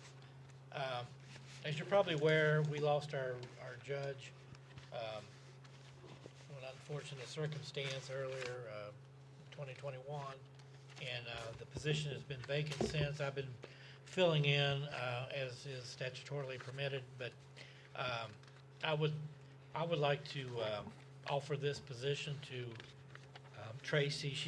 She's done an excellent job in her capacity as a municipal clerk, court clerk, and has a superb grasp of what's necessary for for the town municipal court. They This- take the same judge training too. Right. She's already had the training. Right, and this would be completely separate from her duty as continuing duty as accounts payable clerk, and will be accounted for completely separate, in a completely separate manner. I would suggest, and I've discussed it with her, $500 a month. We paid Judge Strickland $600, and I would definitely be open to paying her $600 as well. But the offer was to do it for $500, and that, to me, that would be great. It would keep things in office and actually cut out a step, if you will, from the clerk and just to promote the added efficiency. So that's my agenda item. Any questions or comments? That's a good move. Yeah, she knows her stuff. She's, she's cleared things up and has done a wonderful job, and I think she's perfect. Yeah, I mean, I agree, and really, I think it would be more fair to pay her what Judge Strickland earned myself, the $600. Go ahead and move her up to 600. I would. I don't know how council feels, but $100 extra a month, just to keep it consistent, I think it's just only fair. I'm good with that. I'm fine with that. Okay. Well, in that case, do I have a motion to approve? I'll make a Ms. motion. Okay, I have a motion from Councilperson Bass. Do I have a second? I'll make a second. Second from Councilperson Long. All in favor say aye. Aye. Opposed? Motion carries. 600? 600 a month.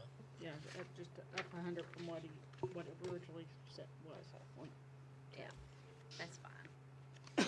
Because it's not gonna change anything that was already budgeted anyways. Yeah, and after taxes, I mean, you Yeah. know. So, I think that's only fair. Next item is a discussion regarding ordinance relating to dogs. Okay, I put this on here. You know, we have a problem in the town with animals. We have maybe a couple of issues. First being the number of animals that are maintained in any particular residence. That, I think, will necessarily precipitate barking, you know, especially from the dogs. When you have multiple animals together like that in excess of 5 or 6, I think it's only natural to assume that you're going to have some disturbance. So I was alerted to this, and I thought it belonged on the agenda. I think it's a valid point, you know, that we pursue those that are in violation of our general nuisance ordinance, which I think really covers this, in addition to our ordinance with animals in general that covers barking specifically. I think those two generally cover it, and in other words, what I'm saying is, if you have an inordinate number of animals that you are maintaining on your premises, that will, to me, create a general nuisance for the neighbors. But what, you know, we can do, we can amend, as it was suggested by this homeowner, we could amend the ordinance to number the animals that one could hold at the residence if we chose to do so. And I talked to our council, and he said that this was opted out by Huntington. Is that correct? And I'm not sure why, but I think, you know, as we discussed, we kind of felt that the general nuisance ordinance would cover this. And I tend to agree. And I don't know what council's thoughts are on this. I think just need to enforce it. Yeah, pretty much, you know, and of course, you know, some of the concerns is making sure people is not operating, you know, cause I know, I had like talked with Scott, but he hadn't gotten on there, but, you know, we do have people legitimately in town that do work with rescues and do fostering, and so I don't want to, penalize or, you know, anything to affect that, but then if somebody is operating, you know, illegal, you know, they're actually hoarding animals and calling it a rescue, that's a whole different thing, you know, and, Well, you in know, that case, we probably bring in the animal shelter and humane society with that kind of thing, and that becomes more of a yeah, so, more legal issue than just a barking dog. Well, right, you know, I mean, you know, just, you know, be a responsible pet owner. Yeah. Absolutely, so I don't know so much about limiting, but, you know, but if you have dogs or something, you know, you need a fenced-in yard or have some way of keeping them on your own property, and, you know, people have got a right to go out in their own yard or go, you know, can go to their vehicle or, you know, et cetera, but, And barking. yeah, You know, yeah. people are, have a right to not have barking on it. Right. Well, and the one thing that did concern me though, and I think our ordinance even addresses this, is maybe an allocated amount of square footage appropriate for each individual animal. I mean, you couldn't be, it wouldn't be good to have them confined to a small area. Yeah. They need to have adequate space, or else I think, it is. Yeah, and now that definitely makes sense, you know, if you got a great big huge piece of property, you know, 2 or 3 dogs is no big deal, Right. but if you got an itty bitty little apartment, you know, can't have 6 cats, Yeah. you know? Or shouldn't, maybe. so what's council's pleasure on this? Just to, like you said, to enforce, BJ, the current ordinances? I would Yeah, I think, think and so. if it continues to be an issue, we can revisit and add, Or we can always go higher up. yeah. As well as, with the, square footage, I think it might say something. I thought it did too. I'm looking it up. Yeah, I think we should enforce what we already have. Right. And then Right. go from there. And then if it's still a problem, then we can always put amendment or Exactly. something to it, but right now it's And, just and if they enforce don't what have a we've got. fenced-in yard for these animals, then they ought to at least try to keep them contained somehow, because you don't want them tearing up the neighbor's trash. Right. Or you don't want them, you know, going over there and dropping their feces in the No, yard. like I say, you know, Or you getting should, hit. Yeah. That's what scares me. Or death is- attacking a kid or something. yeah, because, I mean, you've got a right to, you know, you should be able to go to your own vehicle. Yeah. Or you should be able to take your garbage out the night before and it not be strung all over the street next morning. Not saying the bear won't do that, but Any further discussion? You want time to look that up, or? I'm looking it up now. I mean, I can come back to it. Okay. Yeah, because you know, I mean, I know I've seen the ordinance and, right. you know, I just didn't know what all was all completely Okay. outlined in it. Does that not bring us back to a code enforcement? Is that what we need, or do the police officers handle that? That could Because be it's okay for handled us to by- sit up here and talk about it, but if it's not gonna get done, The police was the officer, point well, of I mean, there are, They are. fines. Yeah, According- they Yeah, there's are fines for authorized, that. they can so cite the them. police officer, if somebody's got a complaint, they can call 911? Brian, can you Absolutely. chime in on that a little bit?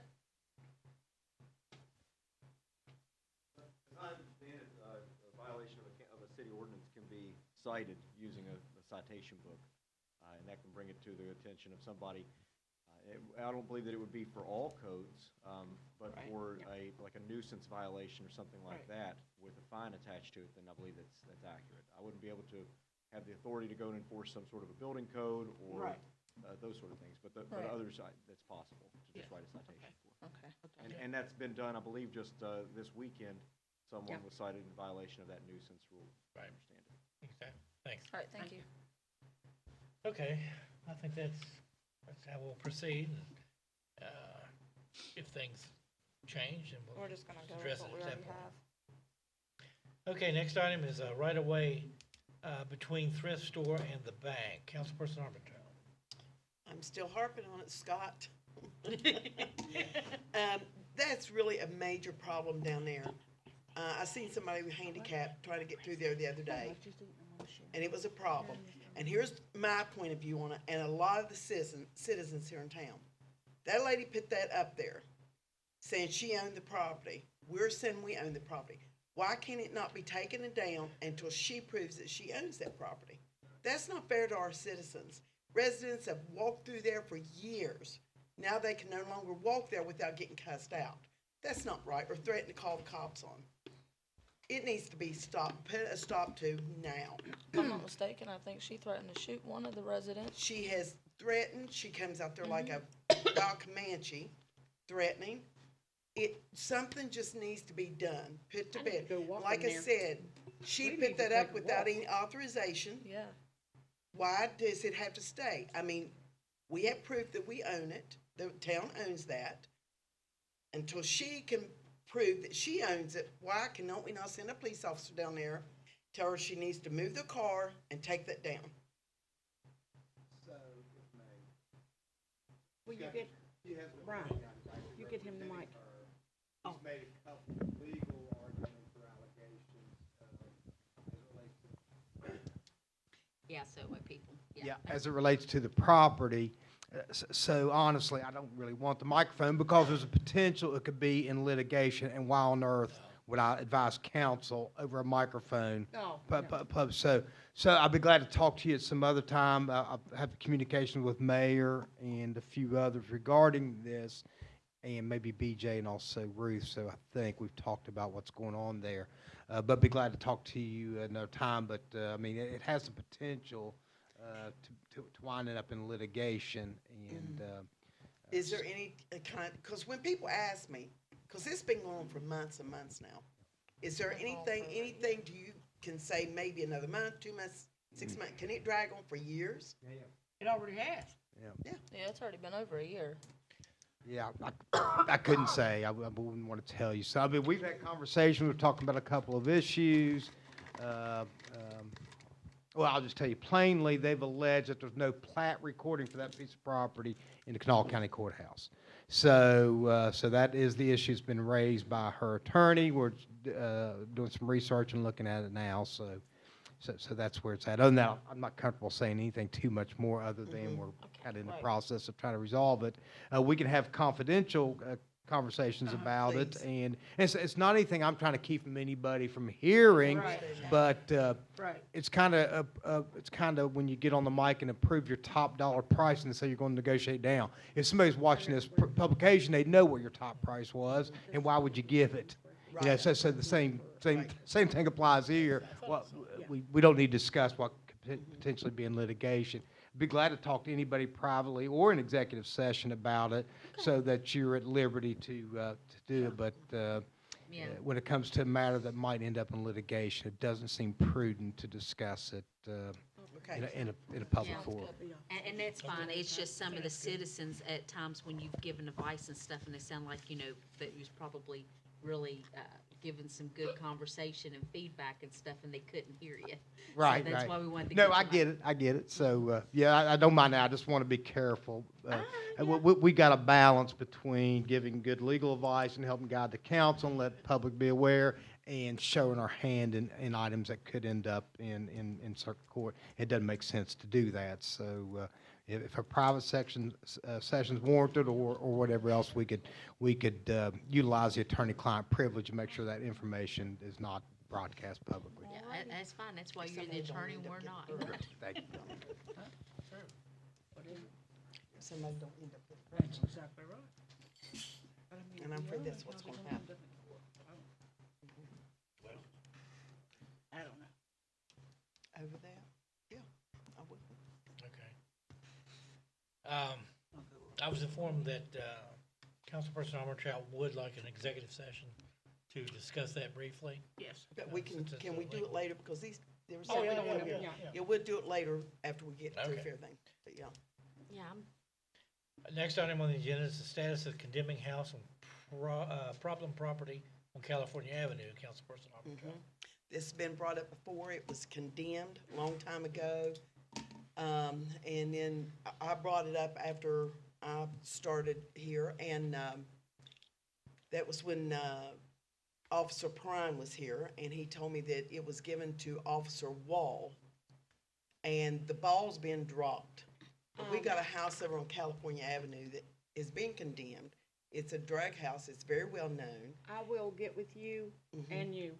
I've talked to Officer Workman, and I'll get with you in a Okay. little bit and discuss We can things do with that you. privately. Yeah. Okay, but something needs to be done. We've had it, yeah. Yeah, I was discussing it with, he spoke to me, Okay. yeah, you stay in there for that too. Please. Okay. Next, under Parks and Recreation, we have a new sign in front of the rec building, Councilperson Armentrout. That sign down there in front of the rec building, it's really, really old, and it's falling apart. Well, You you can mean the lighted up one? Well, it don't even light up. Oh, It's just doesn't sitting it? out there. Oh. No, it's just sitting out there. And it's just so damaged. You can put the letters on and all that, and then wind blows them off, and they just won't stay because all the strips on there it's deteriorated. Well, So- and, you know, Marina's come through and she used to live here, and thankfully she came through early, and she was able to change we changed the letters back to what it should be, because Yeah, it's now not I've not nice had things. nobody, but I've not had nobody changing letters. They're just blowing off. You can get Yeah. them in there and they're just not staying because it's just an old sign. It's kind of like the material's kind of like dry rotted. Yeah. They break, they snap real Who easy. knows how old it And is, too. That I kid don't know if was you there want to when I go with was a kid. something major or something nicer, maybe a lit up sign or just something similar to what you got. Yeah. Just something maybe easier to change when we have different functions. That One is a that little had a- time consuming. Like the one other, something that has a enclosure, so they don't, That would be fine, something with enclosure yeah, that or, way they don't blow off even as time goes on. but if you got a newer sign with, where they fit in there properly, they don't blow off. True. But like I said, the ones in there, when you put them in that strip, they just fall out or at least a little bit of wind just comes out. But anyway, it is definite, needs repaired and I don't really think you can repair it. The material's just, it's brittle, they're breaking, so we need to do something either, dispose of it and quit putting anything out there at all or come up with something new. Any suggestions? Well, we need just to buy a new sign, because if I ain't mistaken, that was there when I was a kid. Same And we're- one? Probably. Probably, and Probably. I'm not even going to discuss my age, so I know. Okay. Okay, because it looked like about the one, okay, I was about to say. Gee, thanks. Yeah, we know what you meant. That's Ruth. all right. You're older than me, so I think. But anyway. Yeah, because it looks like the same one that it was, so they must have bought the same thing. But yeah, I think we just need to replace it and get something that, looks like it's, this century and, and something, a little bit more nicer, because we got that monument coming in from Blair Mountain. Well, that's what if gonna- you got something that you could conjoin with the ball field, that, like maybe like a mark sign thing, to where it's all like ran off? Yeah, that's what I'm saying. Type it Have in, that, because I mean, instead of having to go out there and we hang got the we letters. got that arch. We're getting a new fence. We're going to eventually somewhere in town get this new monument. We got tourism coming in, and we want to spruce up McCorkle anyway. So upgrade.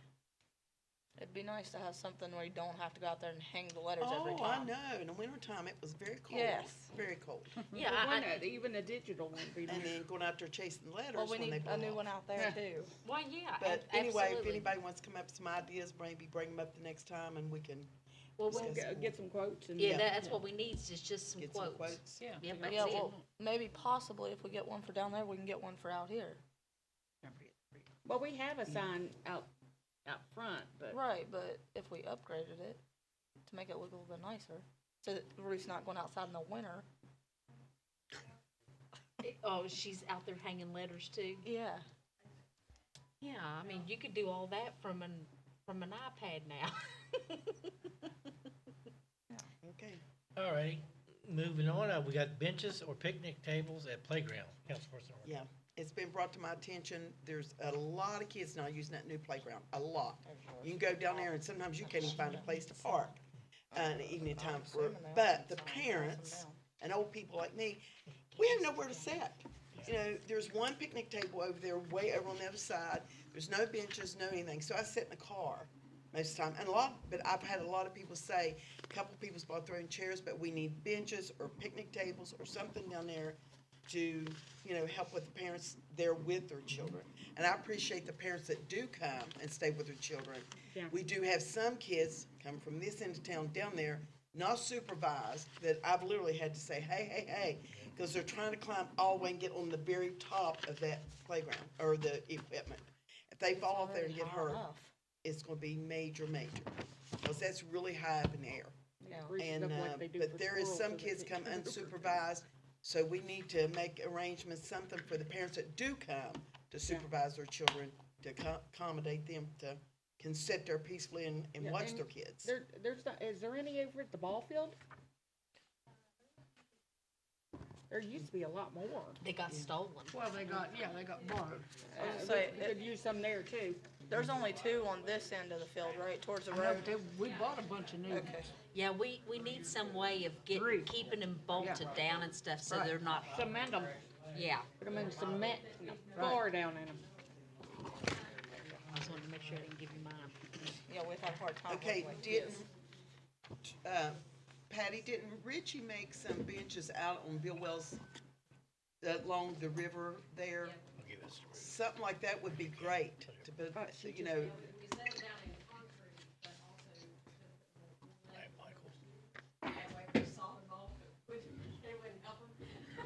so something like that would really be great, to put a few around the playground there.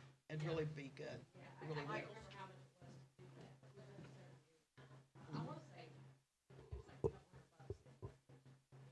Mhm. I'd almost be willing to pay to have me one made, put my name on it. I'm up there every day now. Every day I'm there, so. Hey, you know, that's not such a bad idea. I know. People, Because Craig was talking about that with the fence, having people, they could buy for so much, a plaque on the fence and so much to go towards, sorry.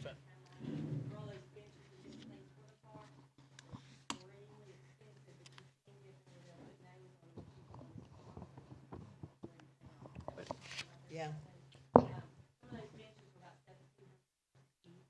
Ooh, we don't need any of those. Let's just get a bench and we'll put a plaque, you know. Right. Okay. Something to look at. But, we don't Craig need has 'em made out of suggested, gold. something like that about the fence. Mhm. You know, think about it, you know, just an idea. Okay. Next item is the basketball court updates, Councilperson Armstrong. Okay, I've called, and the paving company I called, she returned my call. She said they would send someone out, contact me, send them out, come look at it, give us some estimates on the paving, then I'd get some more. Okay. But I did ask you about the backboards of the basketball thing. I was going to see about those.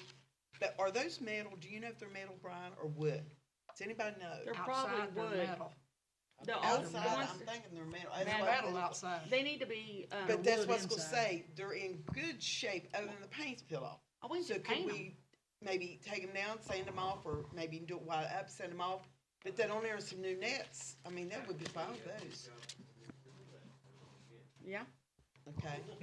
But honestly, that's, to me, the best route to go, other Yeah. than replacing them, sand them down, repaint them, put some new nets up, and then get the paving on the thing. But I have called, and, she did call me back and said he would call me when he could come up and give an estimate, and I can meet him up there, and, so when he does, I'll give you a call to make sure Okay. we're And we talking may, about the same thing, 'cause, yeah, then we may be able to save some money if we combine with our other paving, you know. right, Yeah, right. oh, yeah. Mhm. They may do it, well, I don't wanna suppose they would do it free, but that'd be nice.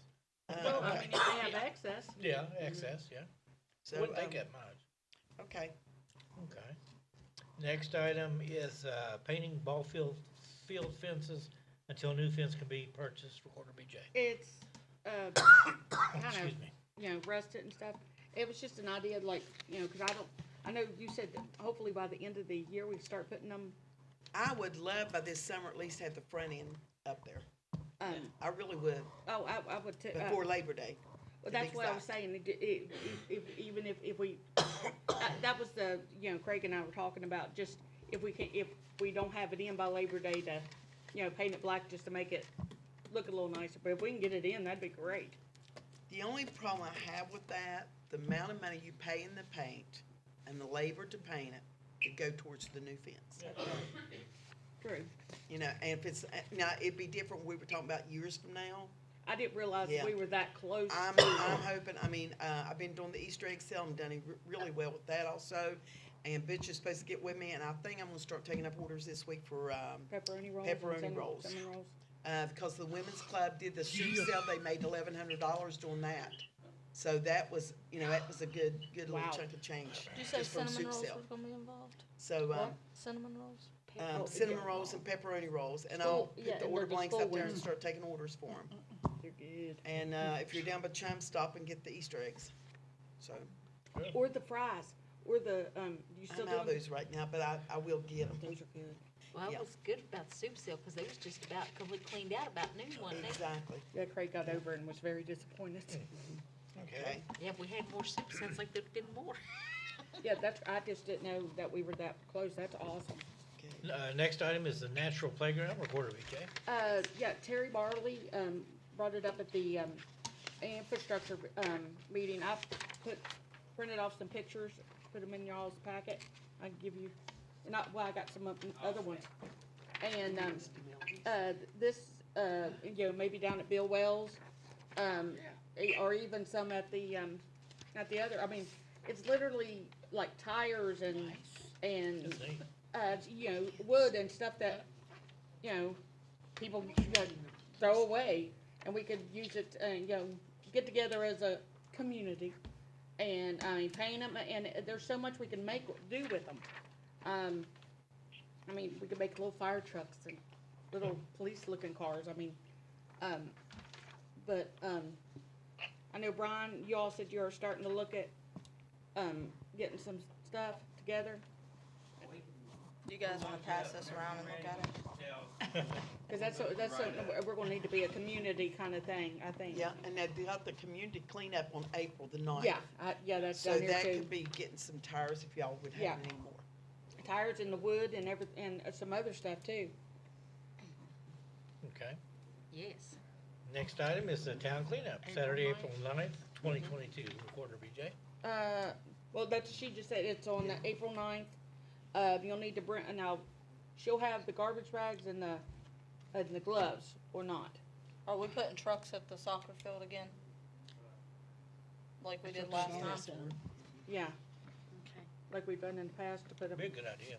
Yeah, we people had can put their trucks stuff- at the soccer field. yeah, like we've done three? Three trucks? Yeah. Yeah. And make sure you put it in the correct truck. I'll monitor it. It don't happen. I would prefer to pay somebody overtime, or I would do it, because you don't police it.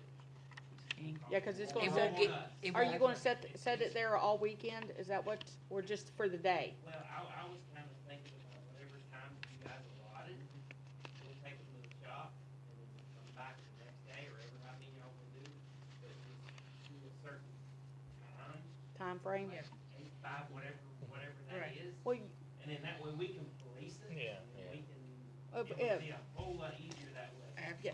Will you get me, y'all decide on time frame and we can post it. You know, whatever y'all want, it's fine.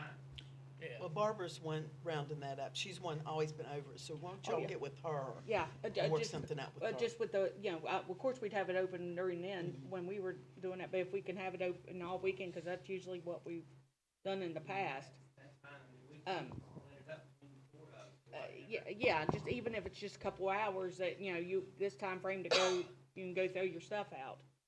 Or whatever. It doesn't matter. I would just like I'll- to I'll- police it. Yeah, get with Barbara on that. I was gonna say, the reason she brought it up to me was because evidently the county's gonna reimburse or pay for the landfill. They Oh, will okay. not pay for the landfill if somebody brings their sofas, their mattresses, be- any of yeah. that stuff. It has to actually be cleaned up trash. Right. It cannot be So your then that, household yeah, items. yeah, absolutely, yeah. Actually talked to Barbara about it, that's why I said that I would like to police it, because Then, yeah, it's a mess. Then you'll end up with all that mess on your Yeah. hands, And and the then we'll town's have gotta pay for landfill, it. then we'll end up with the landfill Well, and fees. dealing with mattresses that aren't covered and everything else. Sofas. and that's coming in Monday and Tuesday, which started trash day. Yeah, Yeah. We would have to probably just have it out on Saturday and Sunday, and we'll just, When you can be there to watch, see Yeah. what gets put in it. yeah, we'll discuss the time. Yeah, it'd be better if it's being policed, just to make certain. All right. Next item is the approval for tent revival at the ball field. Councilperson Armacost. Yeah, I had a church to call, wonder if they could put a tent revival, and I kind of spoke to, I think was, did I speak to you, was it Nick Green? I think it was Nick. If it would interfere down there, they would be on the lower end near the highway. It would be the 9th through the 13th of May. And, he said he didn't think it'd be a problem at all. And at that time, y'all may even be away at some ball games instead of being there practicing. But anyway, they wanted permission to have a tent revival. I know they've had them there in the past, but I didn't know. We make sure it doesn't interfere with you all. Last time we had one here in town, and I was listening to do that. I think you were involved, weren't you, Scott? We had a paper we had them sign, and they also had to get a certificate of insurance for the day. It was over So that there. we weren't Yeah. liable, but even so, the ball field, so Right. the city would not be liable. for any incidents or accidents caused, survival and all that, because of equipment there. And then we weren't responsible for any of their staff. But there is a form, I have the one form here, and then they had to get the insurance thing, so you might want to discuss that, if that church, I mean, that's you all. We had to do that, I believe, Scott, you remember that? I recall, I can't remember. Definitely should. Okay. Yeah, when he calls back, I told him I would check tonight and get the approval, and, Yeah. and he could call me back, so I'll let him know that. Okay? Yeah, that's good. Next on the agenda is the Ebenezer Chapel final repairs to open.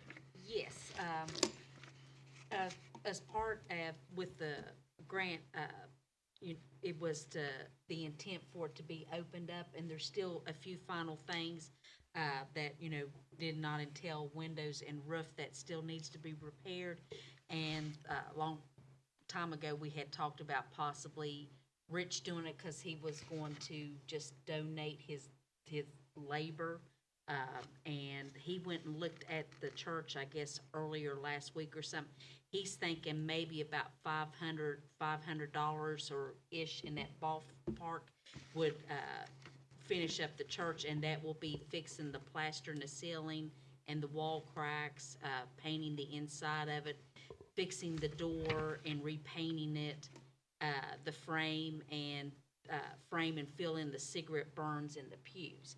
And the door definitely he's pretty sure it can be repaired, because right now you can see daylight through the door, so it's letting all the weather in, and it's going to be very easily to go and break into the church again unless this is repaired. Now, so that's if there's no per se curveballs. And in the worst case scenario, probably if the door could not be repaired and needed to be replaced, it'd probably be about $3,000 to $4,000 to replace it total. Because these doors are 8 foot tall with the transom on top, and so it's an expensive type of door. But for the most part, he's pretty sure he can fix it. It will require a specialized wood shop to cut the panel, and it's that way, that's cheaper than actually buying the door. And he said he knows a shop that can cut these panels out for that door. And so that's basically what's kind of needed on the inside, to completely restore it and finish it up. And I need to look up my email, but we got another group coming in April that the architect had recommended. And what they do is they train other historical architects, and they should be fixing the masonry and the stonework and stuff on the outside of the church, and that will be for free. And they also want to restore some of the older tombstones at our cemetery as well. So that will be free.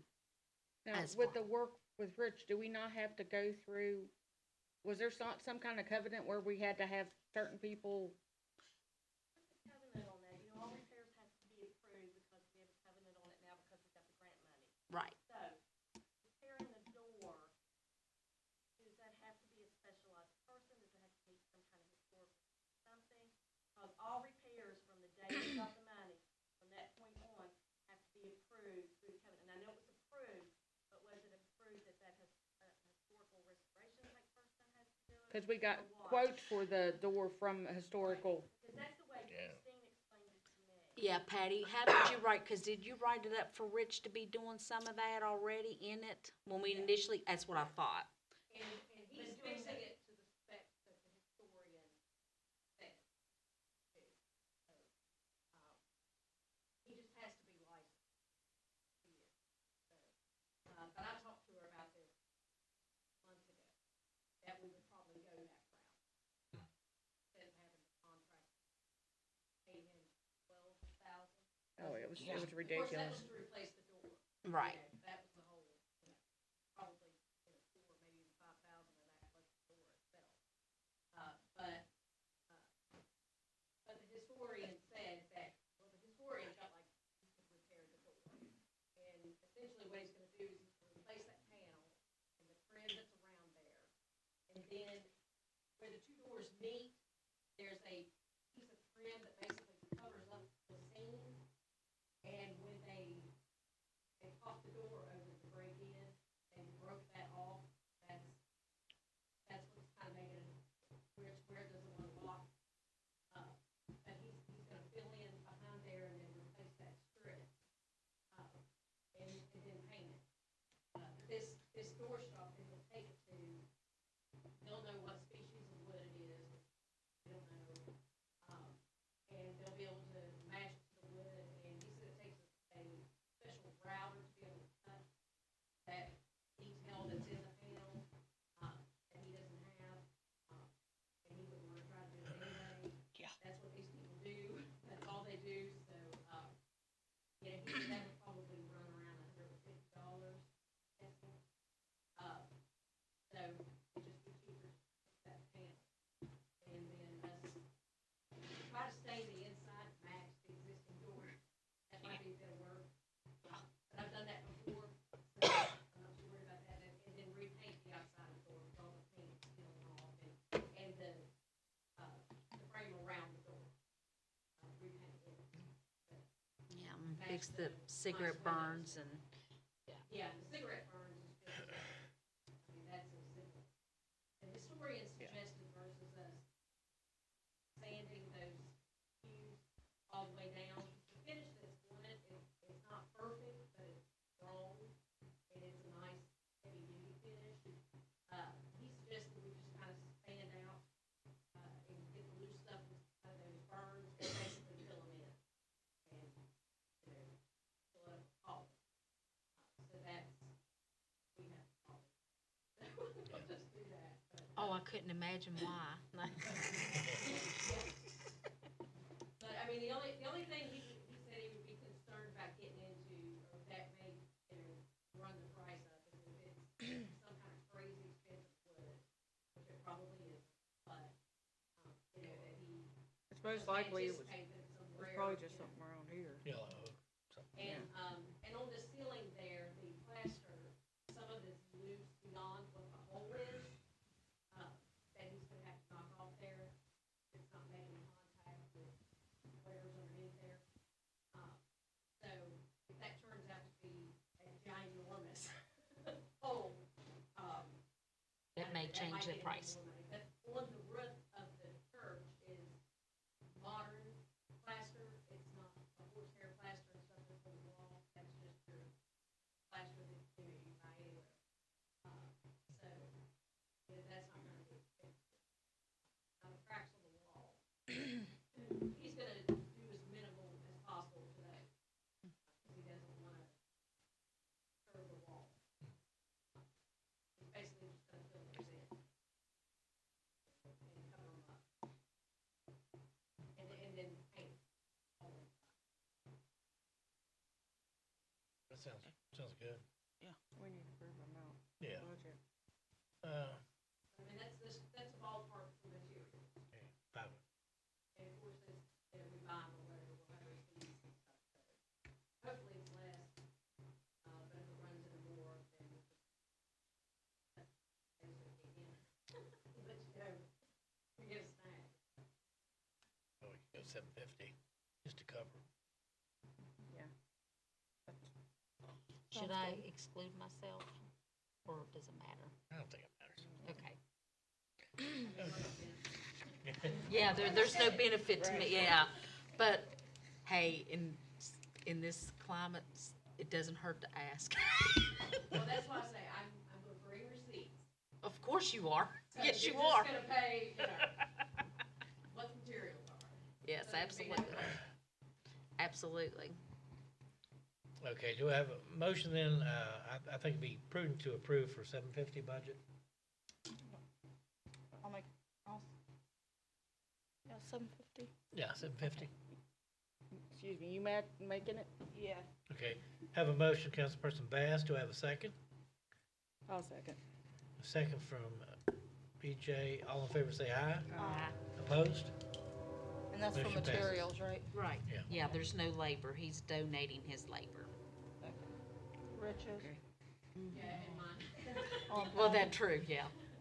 Or maybe I donated his, and mine, I don't know. But we appreciate it.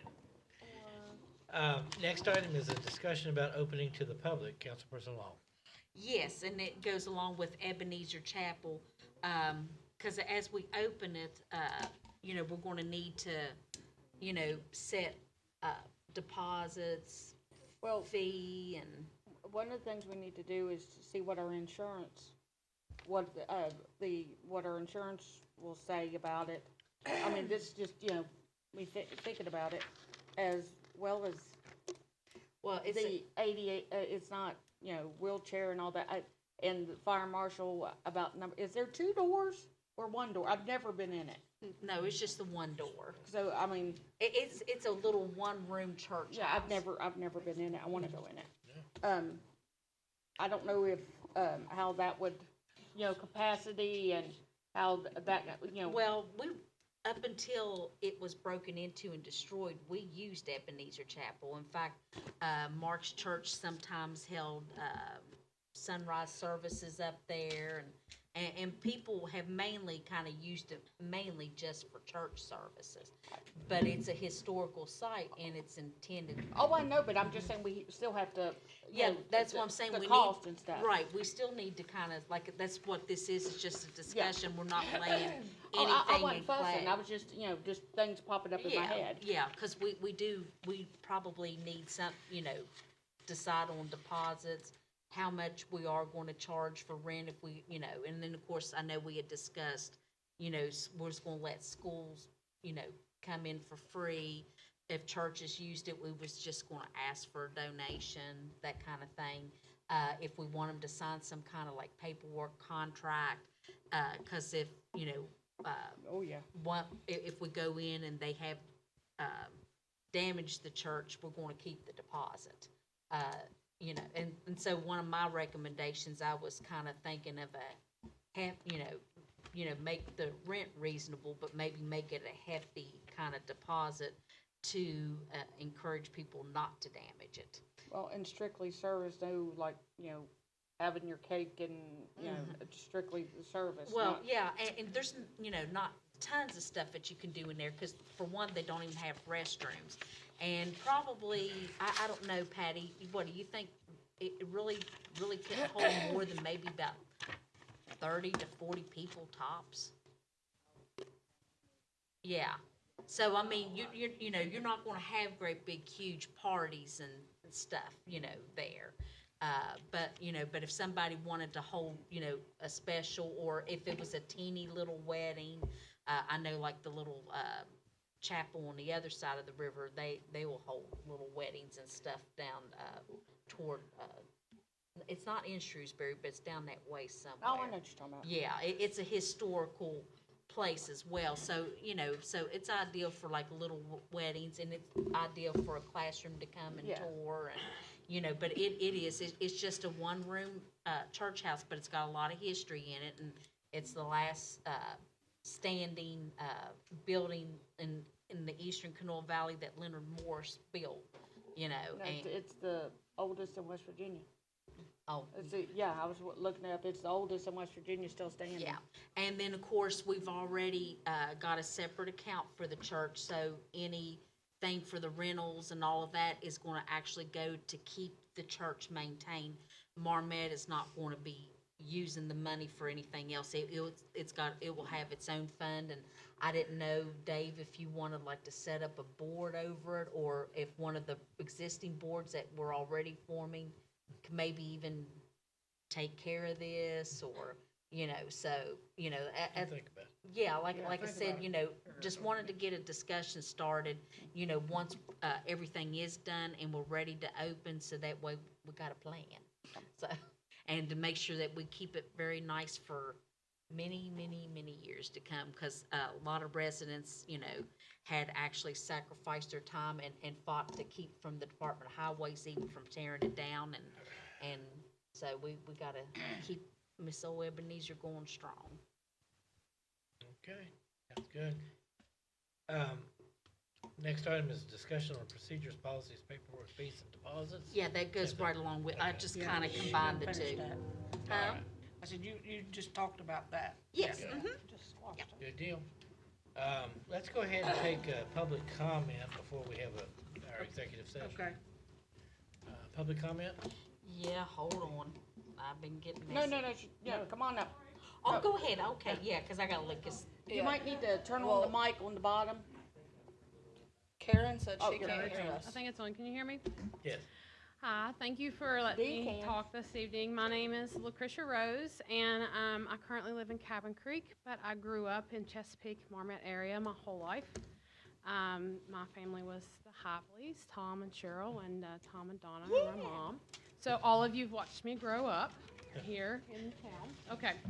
So I'm here tonight because my son plays, well, all of my kids play on sports that are cultivated at the ball field in Marmot. You know, growing up, Marmot and Chesapeake, the sister towns, the Twin Cities, you all have always really invested in us and invested in our youth, and we had a lot of really small town pride in the small teams that we had, and over the years, it's turned from those small teams into an Upper Kanawha Valley area team, right? So it's now from the Marmot to Montgomery area on both sides of the river. And my child doesn't have a small town to identify with for that small town pride like I did. He is part of the travel team that you all house here, the West Virginia Liberty in Marmot.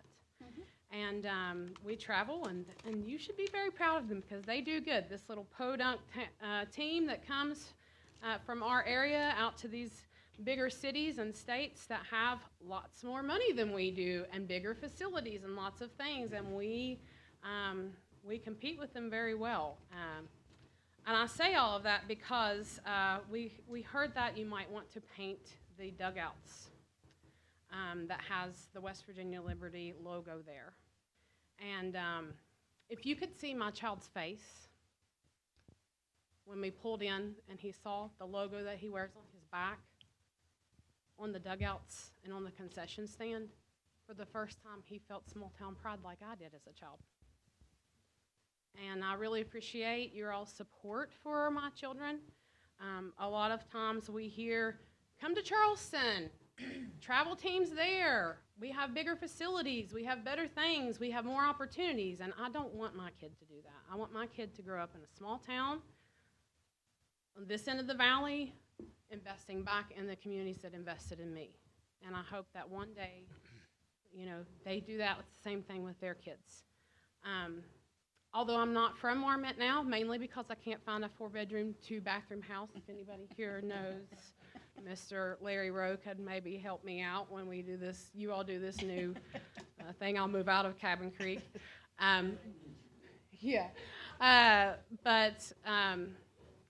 We are, even though I'm from Cabin Creek, I will be happy to come help in any way that I can. We have some of the best families and parents there that will help you and invest back in your town. You don't have to, you know, we're not here just to take your land or, you know, we are really, really thankful for you for believing in our children and our youth. And so to you, it may be, yeah, it doesn't have a Marmot logo on your, yeah. I'll be honest, it was me, and I didn't No. realize. It was more than you. It was, It was and, more than you. yeah, well, it was more than me, but after. There's a lot of people in the town. And I was fussing about it, not about the kids. And it wasn't, I mean, and once I got to thinking about it, and like you said, I didn't like it at first, but But I just, if there's other, the one thing I would like is if other teams use it, I'd like to have, like, other places that we'd add their stuff like you all. But let me add something. After our meeting the other night, Yeah. I did a little homework. Nick Green did text Teresa Long and ask for permission. Yeah. So they did get permission before they painted that. Oh, I know they These did. people did not come in town and just do it on their own, No. okay? See, nobody else But was see, told yeah, we that didn't they know had that part. permission. Yeah. There you go. Yeah, we are so happy to play by any rules, abide by any. We are not here to, we want to play fair, we want to be partners, and we want to invest in small towns, especially that invest in us. And we're happy to help you do that in any way. You know, our football team, the Upper Kanawha Valley, we've used that field to practice and everything. I mean, Upper Kanawha Valley had 3 teams that went to the championship. That's like unheard of since I was a kid. So, you guys are doing really great work to continue to support the youth and just small town families, and we want to be a partner in that. And we just really appreciate all your support. and- your name, make it Marmette. Or something like that. Well, the problem I'm is, just yeah, picking, I I'm know, not I gonna get it, but watch the only that. problem with that is now it used to be able to be Right. that, but now we're all But it's upper not Canal so Valley. much I'm that. I know. joking. Yeah, I I'm know you are. joking. We don't want other people that might want to use the field thinking, well, we can't use that field because that's what Yeah. Virginia Liberty's field. Totally Well, understand and it's that. not. It's the town's Yeah, field, and we're letting exactly. Liberty use it. Yeah. So we don't want the other teams and the other children from other areas to think, well, we can't use that because that's Liberty's field. Yeah, And but- you know what I'm saying? Yeah, but all Yeah, they have to I do is totally, I understand Yeah. I that, but totally that's, understand that, and I just really thank you for your time and letting but you me know what I'm saying? voice my opinion. Yeah, Debbie, I no. totally get that. And, Yeah. Well, like you suggested in that meeting, because I was the same way about letting, if other teams That's paint, right. paint their, one part of it, and so they have the same pride, you If know. another team approaches, but so far, nobody else has really approached me asking to play, practice, or anything. Oh, because Um, they see that and they think they can't. But Yeah. they, Well, we I just mean, need know to what I'm make, saying? get it out there. Well, we would like to partner with you in whatever that looks like and whatever that wants to be. I don't know exactly. I'm not going to speak for the whole team, but me just as a person from the community and wanting to be a partner in that. If you would let other teams, that there'd be some kind of agreement that we all have a part in cleaning it Oh, up absolutely. and taking Oh, yeah, care oh, of yeah. it, and Oh, yeah. and we love to do those sorts of things. We like John drags the field, and we make Yeah, sure you they all clean do up the great. trash and Yeah. everything. Right. A part of that, a part of us helping do that too, is that we have some equipment that we would need access to that's locked up. So if we could either get access or a key or just some way to help to be able to take care of those things, we'd love to That's continue above to my keep it pay upkeep. I know there was in question, it was brought to me over, I was here the night, and it was the different administration, it was the last administration was here, their last night, and they approved, I was here. Nick came with a list of things that needed to be done, and he said if you guys will buy the things that need to be done, the parents will do the labor. Yeah. And the council approved $9,000, am I correct? Yes. Yeah, For something that. of that. So that $9,000, when you come to buy the stuff, from my understanding, it was all in question. What do you need this for? What do you need that for? We don't need to buy this. We don't need to buy that. Well, it was approved, Yeah, and yeah, it's the okay. same list. Yeah, yeah. Then we should not have a problem of honoring Oh, what was yeah, approved. yeah. That it wasn't. Well, we all Okay. need, but we just need to make sure we have a key. Oh, Is that that's what not you're- what we're talking about. We're talking Oh, I about thought right now that's the what you were 9,000. talking about. She's asking for a key Yeah. to get their stuff, and I understand Oh, that. yeah, yeah. But what I'm saying, when they came to ask for us to spend that $9,000 on the things for that field, Mm-hmm. then it was brought up, well, you don't need this, you don't need that, or whatever. Oh, I don't know who did So it was that. brought up to me and asked me, and I said, your best bet is come to the council meeting. Yes. And find out who they need to answer to. When they need something, who do they go to? Who do they need to contact? You know, I've been doing over the recreation building. I enjoyed it. I've texted Butch yesterday. I'd get no answer. I've called him, no answer. You know, he needs to open up the rec building one night a week. I've asked and asked and asked. He does not give me a date or time. Bill's been coming in doing it one night a week. Bill don't get paid to do that, but he's doing it. You know, so, and I'll continue to do whatever it's gonna take for this town. If it's be over that, if it's to go over and turn on the lights every night. I did it last year, RJ did it, I did it. I'm happy to do anything that's gonna help the kids, because I'm gonna tell you, the first time I drove by and seen those kids on that ball field, it touched me. It really did. It's been years since we've seen that. Right. And it is looking good. The ball field's looking yeah. really good. Yeah. It's, I have to tell you, I about teared up because it was the first time that I was like, oh my gosh, they let us put the West Virginia Liberty logo and they're like, oh my God, the town really believes and invested in our kids more than just the other things that, that you Yeah. guys do. And, I don't know, I just wanted to say that part and thank you for your time. I'm happy to be a partner in anything that you need. So you all aren't able to access your equipment now? No, we need a key. Okay. Or Brian just Well, gave the number, and here's my or Brian solution to can. that key issue. Why can't we assign them a set of keys, but those keys cannot be duplicated, they cannot be Oh, gave yeah, out to yeah, anyone it else? just- Well, I And then- believe the problem was is we didn't have a key before. I have no We ha- idea. I Oh, just no, know no, we no. used to have a key, and now we don't. But they could sign something saying, hey, this is the set of keys we received, and that's the set of keys you guys turn in whenever you have to turn them in or whatever. You know, that would be the solution to that. But- And that would be the only key Okay. set out there. Yeah. But, Well, we definitely don't want them duplicated. yeah, Yeah. not duplicated, but is it Well, fair I for would them to have to totally come up here understand every that. time? No, that's They- not what no, I'm no, saying. no, no, I was saying assign them a set of keys for their Yeah. keeping. Okay, You Yeah. wouldn't have to turn those back in unless At you least you like got just your up and decide to leave the Yeah. field and don't come back. You know? That would be the solution to that. Because we ran into that issue of not, I don't know what that sound is, it's been going all night long. I know. Oh, I was me. But that was the issue that we Yeah, we had need the to other get- day yeah, we with need the to get medical checked issue. in. My name's John Ellis.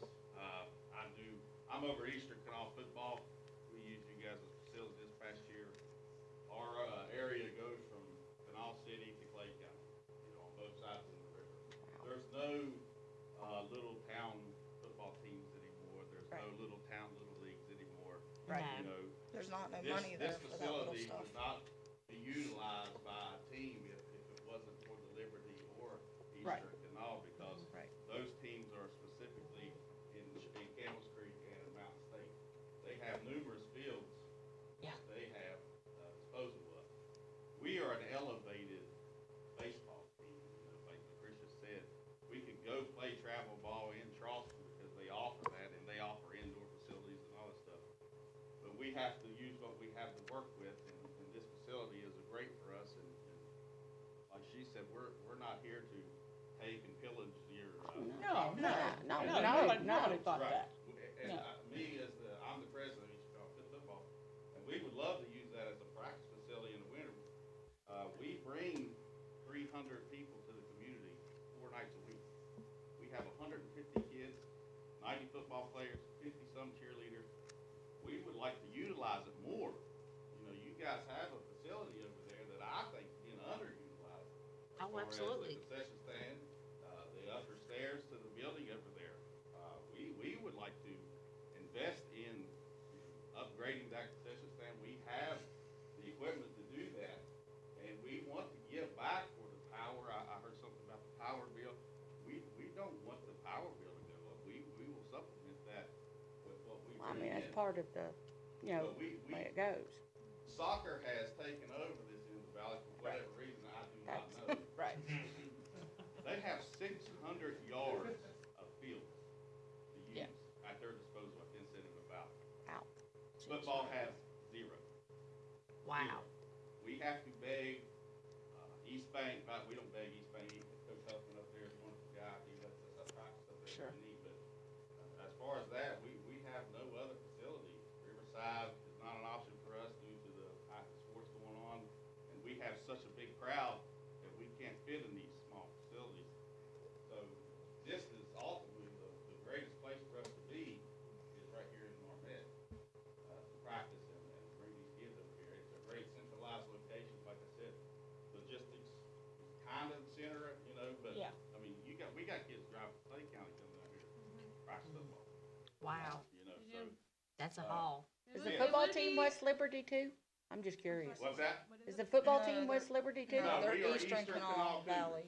Yeah. Oh. Eastern Canal. We used to be Campbell's Creek Cougars, and we had a strong, and Marmet become financially strapped, and we decided to merge with them, and then Well, the they need Warriors to became, put them on there so too. we took those It's over, all and then, one big thing so now. Valley folded, and then we took all of But them. now, So the baseball team, we are the only travel baseball team Yes. in the whole area, and just like he's the only. Yes. his, There's he's nobody that only- offers anything in Yeah. this area No. for football. And we could just go to Charleston and stuff, but first of all, we're a little stubborn. We like to keep things in our area. We like to keep things for our kids. I'm in Cabin Creek. I have to travel for my kids no matter where, but I would much rather travel to Marmet, Chesapeake area and invest back in people who invested in my youth than to travel to Charleston. Where- Not that there's anything bad with Charleston. I'm just saying I would rather keep it in my own community. Yeah. Sounds like they're competing teams anyway. I hate to say what Mr. Rhodes said there, but, you know, they're wanting to invest money for tourism and it's in the, right, but nobody's investing in the kids. You know, nobody's investing in the kids, and you see what we got walking the streets. And that's what we wanna try to do here. We're utilizing that concession stand. We're able to we could feed a lot of kids.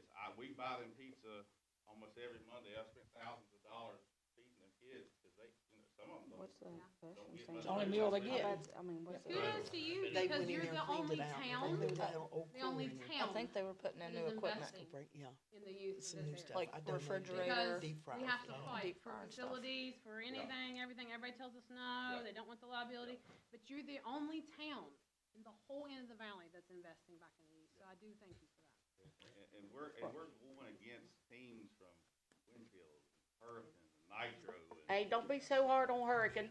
They have a lot of money. That's where she's from. The Right. city of Hurricane built their whole youth football Oh, yeah. program Oh, under yeah. the field. Yeah. And, you know, The dads from that area came together and personally paid for a lot of that. Yeah. We don't have that. No, we don't have that. yeah, we have to scrap for, Right. you know, all the money that we could get. Helmets, reconditioning is not expensive. That's like $4,000 a year. No.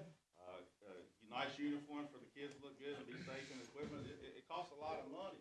Sure. And, but The like I concessions said, would help that. We want to give back and have nice things for where our practice facility is, and you guys talk about these, changing the fence and stuff. We'll be happy to work We're with happy you to help guys and make- paint, That's fine. and make donations.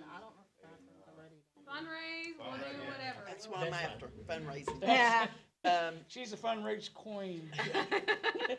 I do have a question, y'all. We're talking about, I think it was you told me that in the concession, there was an old refrigerator cooler or something that no longer works or whatever, and they wanted to get rid of it, and I told them you guys could probably pick it up to put, okay, to put it in the, our bin down there for, because that's how we do our fireworks for Labor Day. The metal is what The we, metal. yeah. We have a concession stand up Campbell's Creek that we haven't used in 4 years, but it has a working refrigerator, working standing deep freezer, a Coca-Cola machine for bottle pop. We have 2 deep fryers, we have pizza ovens, we've got popcorn machines, we got hot dog steamers. I'm willing to share that stuff. So There's it not doesn't- any other teams up there? So there's not any other teams up there here? No. That's what I'm saying. This There's is no all other they teams have. that want to, well, you know, I didn't realize So- that. And That's, there's no yeah. small town teams at all. I, And mean, I then, didn't like, rea- for- I didn't realize that. I thought there was like bunches of them. The for problem people that who they are in have. like Clay County or someone who's coming from Deepwater to drive all the way up Campbell's Creek is a little harder for them than to find, you know, to. get I on didn't it. realize that. In our small field, we outgrew it 4 years ago because we absorbed all these kids and we changed our name from Campbell Street to Easter College to include the whole end of the valley, so we wasn't excluding anyone from. And actually, our baseball team, our travel baseball team, started as a football team. And Yeah, we couldn't yeah. have football because of the coronavirus. So that's how it all started. So, Something for the kids. Yep. But like she said, all 3 of our teams now, we had 18-team conference. We traveled to Parkersburg and, Danville. Maybe, All 3 of our teams made it to the championship. maybe you need to pay game. Panthers on half of it. I'm not kidding. Need to put what? Well, I mean, maybe, if they're the Panthers with the We're football, or Cougars. Cougars, a cat, Yeah. feline family. That, Their defense if today. it was, you know, same kids, if She's they're a gonna, mess. if West Liberty's on one side and they're the only team, West Liberty. What, West Virginia Liberty. it's Take just me we man had to a- baseball, football. bedtime. Send it Yeah. down. So, Thank you for Too your much time. caffeine I today. appreciate it, You guys guys. are Um, great. we'll get you. Okay. No, Ruth brought in a key for you guys. Yep. This one will be assigned to you guys, and then, or whoever, if y'all use the field. And then is the bathrooms ready down there? Does anybody know? Do you guys know? They don't have a key to get in. The water's turned off, we cleaned the water. I can't get into the bathroom, Okay, well, them. this is y'all's bathroom key to be assigned to you guys. Now, I don't know, I haven't been down there in the bathroom. I don't know if it's ready or what. Oh, well. was gonna say, good luck. Oh, okay. I'm not scared to clean, I'll do whatever. We're not scared to get our elbows dirty. It's probably not the cleaning part that's the worst. They were cleaned and winterized, so no one's gone in them, they should be fine, except getting the water turned on to make sure there's the leak.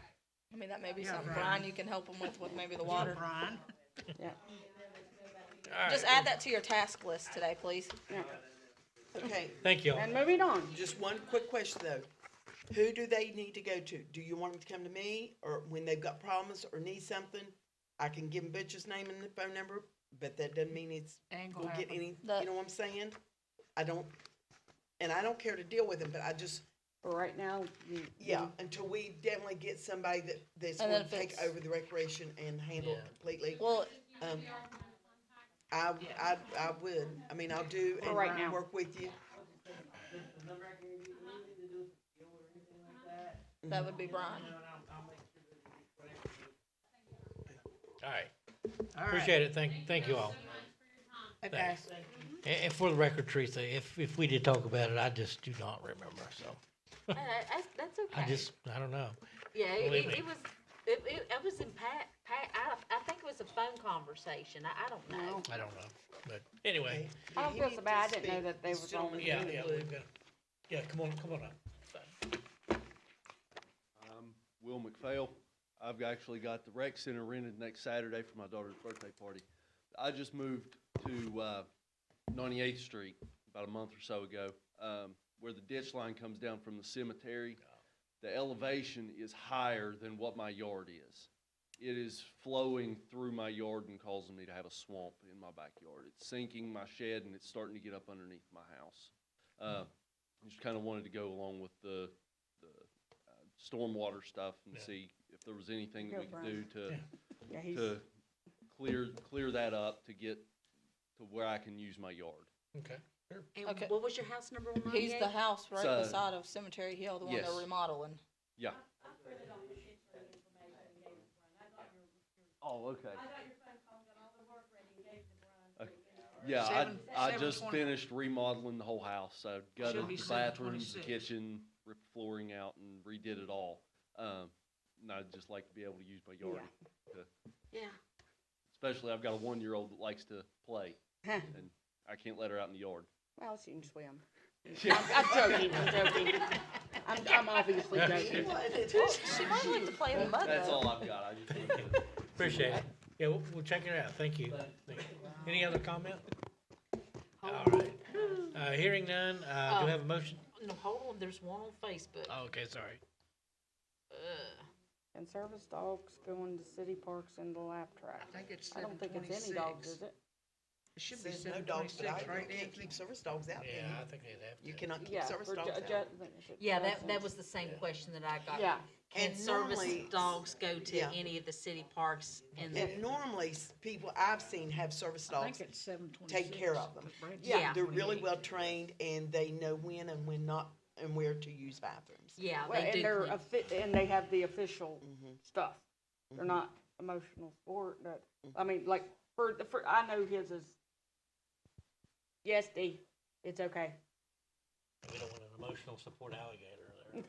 Nothing like that. Don't No, make me no, no. snort. I know. Anyway, do I have a motion to move into executive session to I make a discuss motion, we legal move into matter? executive session.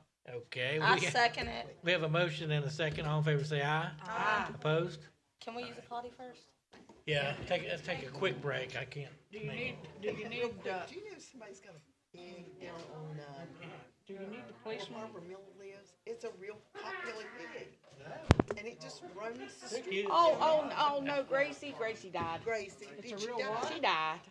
Pot-bellied pig. Yeah, it was great. Do you know the pig that was always on the run?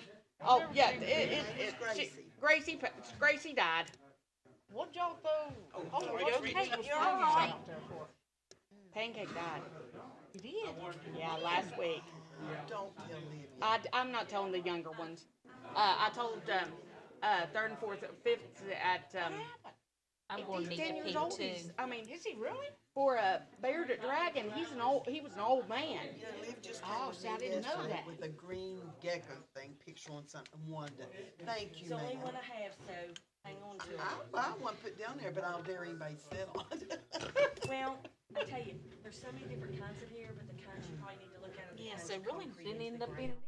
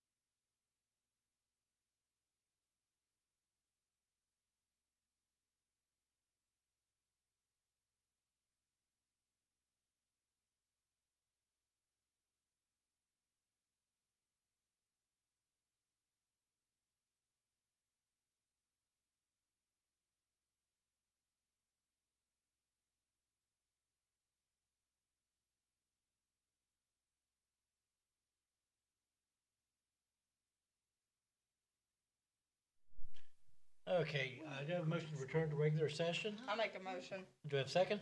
I'll make a second. All in favor? Opposed? We're back in regular session.